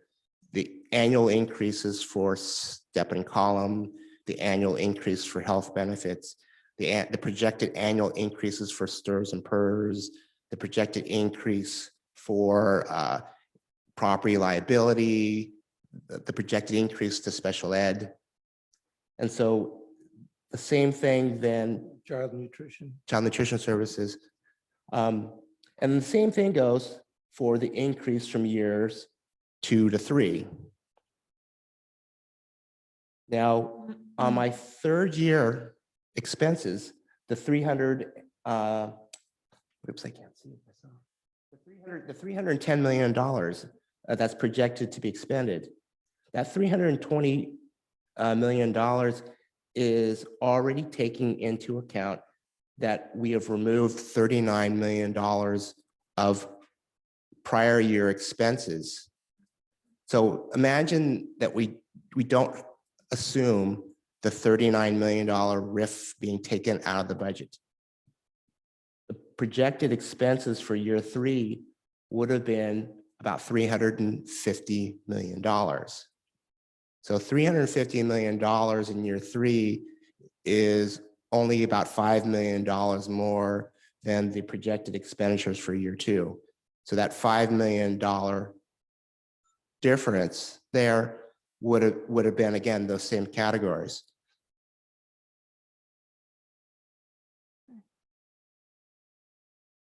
So do we wrap up? We have 15 more minutes. We have a public speaking. So I guess I'm still not clear. So if it's 350, then why are we taking out? The reason for why we have to take out the 40 million is to make sure that we meet our 3% reserve that year. Because if we don't do it, Okay, I'm with you. I'm with you. Carry on. Okay. I got it. Yeah. Okay, all right. Thank you. I'll wrap things up. Just some of the other highlights in the May revise. I won't read them all, but I think there's some good pieces here. Some of the monies will be to buy back the deferrals. Some of these additional dollars will go toward education workforce. Although we don't operate a childcare program, the childcare program will benefit. Child nutrition services would see some increases, but the two larger pieces are in the areas of student learning. These are some large one-time dollars. Those are some of the things that would complement the extended learning opportunities grant that we've already built into our budget. So some of those things are things that are part of the May revise. Next couple slides here are just for your information. President Biden had come out with some proposals for this next round of federal dollars, and what he's referring them to, he's calling them the Americans Job Plan and the American Family Plan. We don't have a ton of specifics, but from what I've been able to gather, he has grouped these federal dollars into these different various buckets that may benefit us. How much specifically, it's undetermined, but when you look at some of the areas here in terms of providing additional funding for school facilities, some of these additional fundings for teacher workforce recruitment and staff development, even electric buses, infrastructure, broadband. And so these are some of the things that we would very much benefit from, but we don't have a lot of the details yet. Will some of these be, will we receive other one-time funds? It's possible. These are all kind of grouped into specific buckets. So not like the other federal dollars that we received that were a lot more broader in terms of how we can use them. These give me more of an indication that they'll have to be spent on certain things. So that's some additional news for all of us today. The Legislative Analyst's Office also comes out with their assessment of the May revise. And so for the most part, they are supportive of some of the measures, and they looked at the May revise as also a missed opportunity for some things, because a lot of this additional monies are being provided for one-time things. And obviously there are still some ongoing fiscal needs for the state. And so the LAO had commented on that. And so just to wrap things up, as I mentioned, as of today, the legislature has agreed on many of the governor's May revise provisions.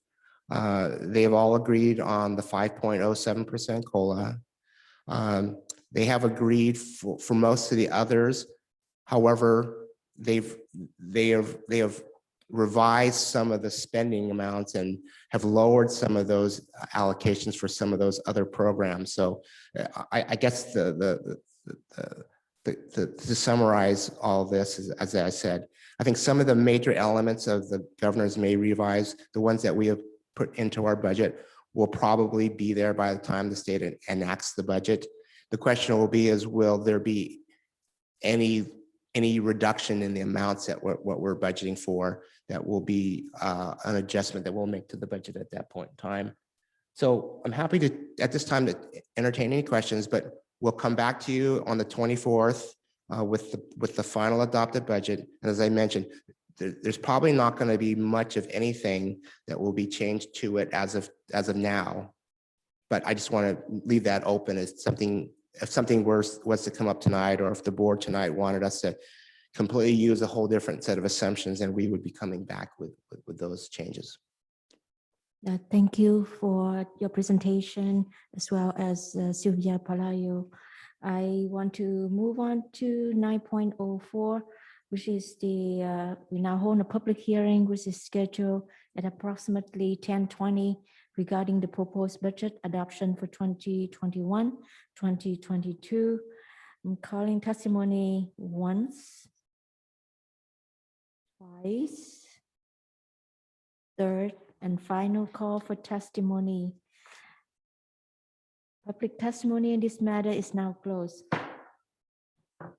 10.01, member of public may address the board on a subject not on tonight's agenda.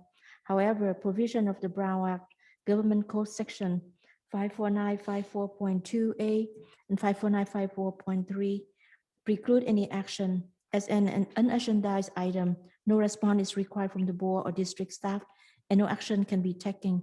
However, the board may instruct the superintendent to agendize the item for a future meeting. Any person may address the board on any item on the meeting agenda. Person wishing to address the board must fill out a speaker request from via online submission. Your comment will be read out loud as part of public meeting. Comments should be limited no more than 1,000 characters in length. You may also raise your virtual hand in Zoom to request to speak. And I have item 10 as the one public speaker, Mr. Julio Pardo. So please come up at a podium, and probably we give longer than 2 minutes. And Glenn, if you let me know any other public comment. There is no written comment and there are no hands raised. So this will be the end of public comment. All right, so go ahead, Mr. Pardo. Well, disappointing. I'm only allowed 2 minutes, but I'll get it done. So I'm going to set up individual meetings with all of you to someday go over a history of CSEA within this district, because I think a lot of you don't understand it, to tell you the truth. I just want to mention the fact that for the last decade, more than a decade, that a lot of these numbers we saw were because of the fact that CSEA classified employees did not had to work at a 60% workforce of what they had more than 15 years ago. So we've helped this district save a lot of that money. Currently, we're in negotiations with this district regarding the reopening, which we haven't met for almost 2 months. We're a little disappointed. I'm hoping that this district is going to follow through with their plan to do the Vanto group training, where we're going to have a lot of openness and communication. So I hope that communication comes to all of you regarding what we have proposed, that you will do some research on the local districts as to what they have shown their gratitude to the classified employees in their district, how much they took chances starting in May in this district in coming to the school sites, making sure things were safe, meeting with the public. What we have asked for, we feel, is just a good way to show your gratitude to the classified employees. For many years, the gratitude we get is a slap in the back saying, "Attaboy." It's beginning to feel like more like a slap in the back that says, "Get back to work." So we'd like to be appreciated a little better than that. So I'm hoping you will consider it when it's presented to you by this administration, and that you will hopefully show your gratitude to the classified employees of this district. Thank you. Thank you, Mr. Pardo. Yeah, we all appreciate our staff have been worked very hard, during the school year and even though in the summer. I think we're going to move to 11.01, presentation, information, discussion, and action regarding update on novel coronavirus, COVID-19. Mr. Van der Zee. Yes, thank you. As the presentation loads, I'll let you know that we also have the opportunity to meet in 2 weeks. So I'm going to do a very brief, since you have this document and it's online, just give you some update from the task force meeting from May 25th. At that task force meeting, we really zeroed in on what's the current phase, what's the current data, and so what phase are we moving towards, and what's the work then to be done. Just a data point I want to point to right here is a 7-day positivity average. This is, as of 2 weeks ago, a 0.6% positivity. Why that's important is that when we met in previous meetings around reopening and talking about the 4 different phases, the 7-day positive rating to get to the yellow phase, or in essence, to get into phase 4 of full in-person instruction, was 2%. To be less than 2%. So we're currently at a 0.8 7-day rolling average for positivity. So we're now definitely in the yellow tier and moving into phase 4, which is full in-person instruction. Associate Superintendent Marquez talked to you. What we're doing currently in phase 3 is about the partial reopening, as well as extended learning opportunities in summer school. But as we move into phase 4, as we meet with the groups, currently the planning that the guidelines that are out have not changed for schools. So even though in California, there's some discussion of moving beyond the blueprint and greater opening in other areas, for schools, the same Cal OSHA guidelines are still in place regarding distancing and group size. And so as we plan for returning to in-person, let me just be clear on this. The state and its funding has clearly said the expectation is that we will be back with in-person instruction for the fall. Right? The state has said that from a budgetary perspective. We still have guidelines that for some of our larger schools and some of our smaller spaces would be prohibitive in terms of health guidelines. So we're going to have to see if in June 15 or subsequently, there are changes in the health guidelines that allow all students to return to campus. And so there are 4 aspects as we plan for our return in the fall.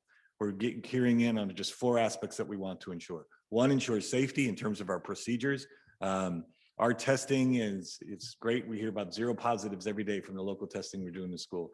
The vaccination forms are coming in that we're required to do.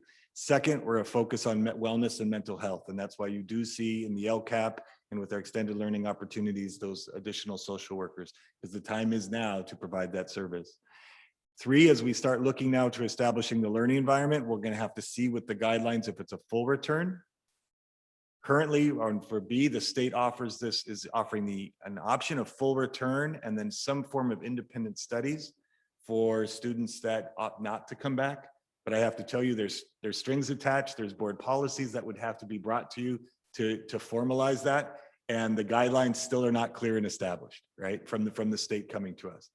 And then the third thing is if we don't alter the guidelines to allow all our students to be on campus, then we'll have to look at some form of modified return. Truly, we're hoping that we can implement B, a full return, and then perhaps provide a service of an independent studies for some families. We are dependent on the guidelines, and we're dependent on the timing of those guidelines in terms of communicating with our community and in presenting a plan to you. But as we're currently doing, we're going to continue to monitor monitor the state and local guidelines. We're going to continue the services we said we do over the summer per current guidelines. And we're just going to continue even next week and Tuesday and Wednesday, start planning for what our response will be in those 4 areas: safety, wellness, structure, and then credit recovery. As we do that, though, we will be messaging our community about our intent to return, understanding that there's still some unknowns given current guidelines. And we'll bring you information and keep you updated as we get that information. Thank you. Do we have a date for when school starts in August? Yeah, we have to check my calendar. Is it 9 or 9 is first day back and 10 first day instruction, or am I off by a day there?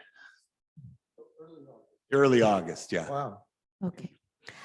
I know that we have a question. Patty, go ahead. Super quick, 'cause this is coming back at our next meeting, right? We'll bring it back in some form and we'll see if there's new guidelines and we'll just keep it because current. I was surprised, if not almost shocked, to learn at our reopening task force meeting that there will be no distance learning option for the fall.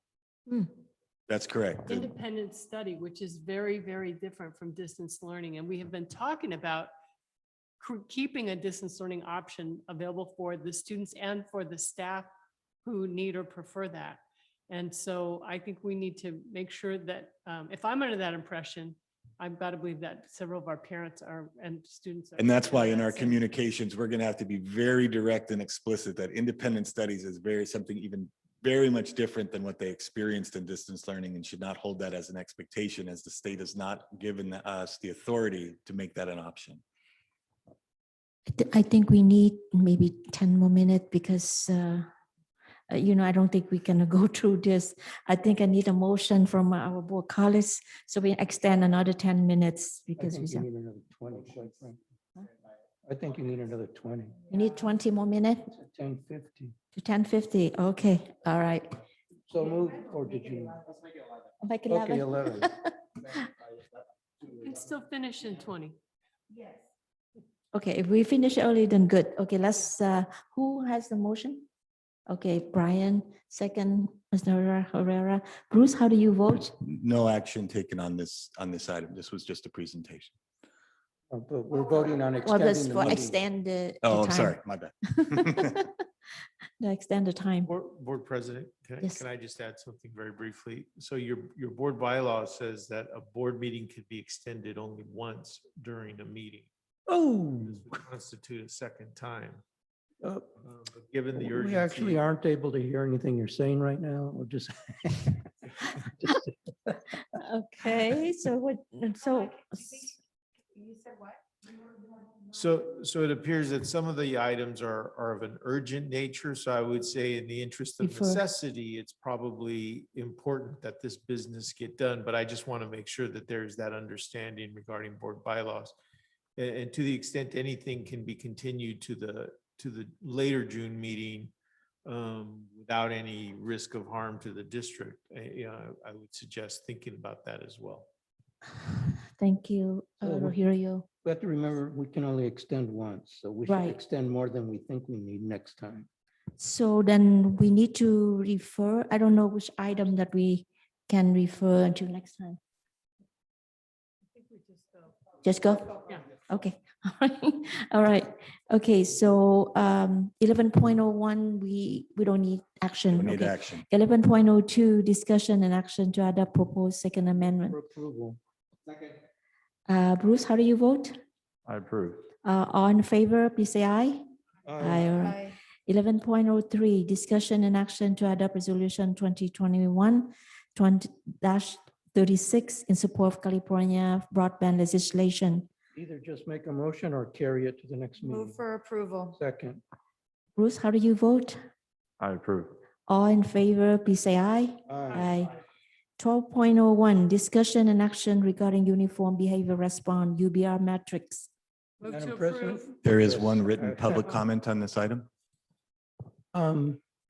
While you're coming to the microphone, I just want to appreciate the thoroughness of the process, the substance of the proposal, the movement from punitive to restorative, to social emotional well-being, to consistent relationship-centered restorative approaches. Everything that's been presented has been an evolution and with a lot of substance and appropriateness for our district. So I'm happy for the motions that have been made to support and adopt. I do just want to point out that you do have in front of you the even more updated UBR matrix, which is the one that we are seeking adoption. Thank you. Thank And you. could we read the written comment on this item? Yes, there is a written comment from Lorena Subega, staff member. It was blood boiling to watch last week's study group. There was so much hypocrisy. The UBR itself, I can't speak on. Some people feel it works, some don't. Both are right. I trust the Board of Trustees will make the right decision, as there are 3 strong board members in my opinion. What I felt disturbing was that if this proposed change is coming from a source that has made negative change in the department and division in which they lead, then what does that say to this proposed change in the UBR? I heard talk of students making mistakes and accountability. If the leaders themselves don't even take accountability for their own mistakes, then what is the point of this change? It gives me a creepy feeling. I do not trust the leaders who have brought forth this proposed change. However, I do trust 3 board members. Therefore, I am asking the board to not be swayed in how they felt after the study group was over and to go with their gut feeling on this. Thank you. Okay, thank you. We have a motion by Mr. Herrera or second by Mr. Doe. Oh, okay, yeah. No, you moved. I thought I moved, but You You did move, okay, move by Board Member Patty, second by Board Member Doe.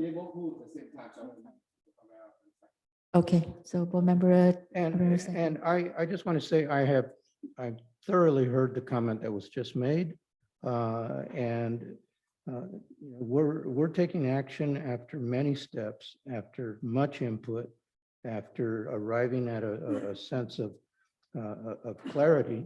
I don't see this as not having challenges. It has challenges, but we're putting a marker in the ground here for what can be possible if we come together with an approach that can work if we get behind it.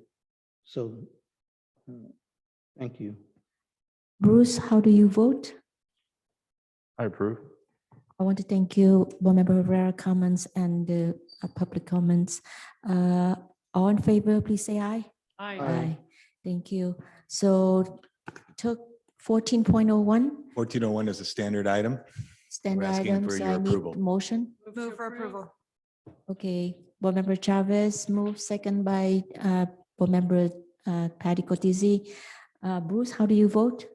I approve. All right, all in favor, please say aye. Aye. Thank you. We move to consent calendar 16 and 20. move to approve the consent calendar. Second. Okay, Bruce, how do you vote? I approve. All in favor, please say aye. Aye. Okay, number 21, have no written report. 22, future agenda item. We can defer that to the next board item.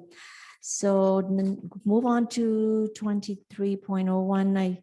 I don't know if anyone has any comments, but I'm open up. I don't know, we have enough I time. have no comment. That's no comment. So Bruce, do you have any comments? All right, thank you.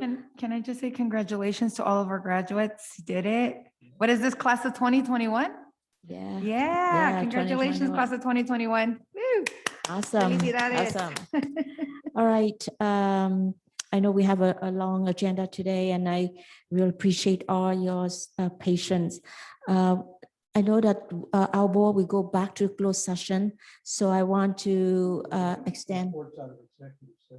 Yeah, that's why I want to get legal counsel want to report for the closed session actions.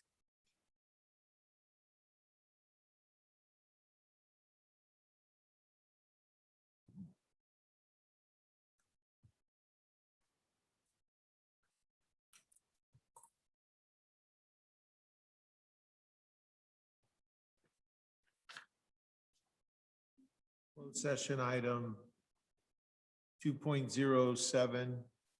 I'm sorry, there's nothing to report on 2.07. Closed session item 2.04. Motion by President Lay, second by Member Doe. The board has unanimously approved the appointment of Jesus Marron as principal at Santa Teresa High School. Also 2.04, motion by Member Cortese, second by Member Herrera. The board has approved the appointment of Alfredo Grimaldo as Transportation Operations Manager at the Ed Center for the district. There are no further actions to report. Thank you, Rogelio. So I think board member will go back to closed session, but when we come out from closed session, then we don't have anything to report. So you don't have to wait for us. Thank you, everyone. And I don't know that, should I adjourn? We just recess and we come back for adjourn the meeting for the closed session. Thank you, everyone. No, we're not adjourned. The staff can go home, but we're not adjourned. Yeah. Okay, thank you. We go back to closed session.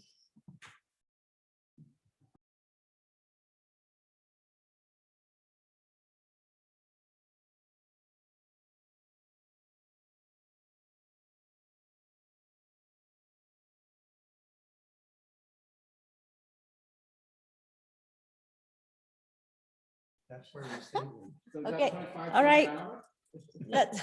Okay, we don't have anything to report in our closed session, so now meeting adjourned 11:29.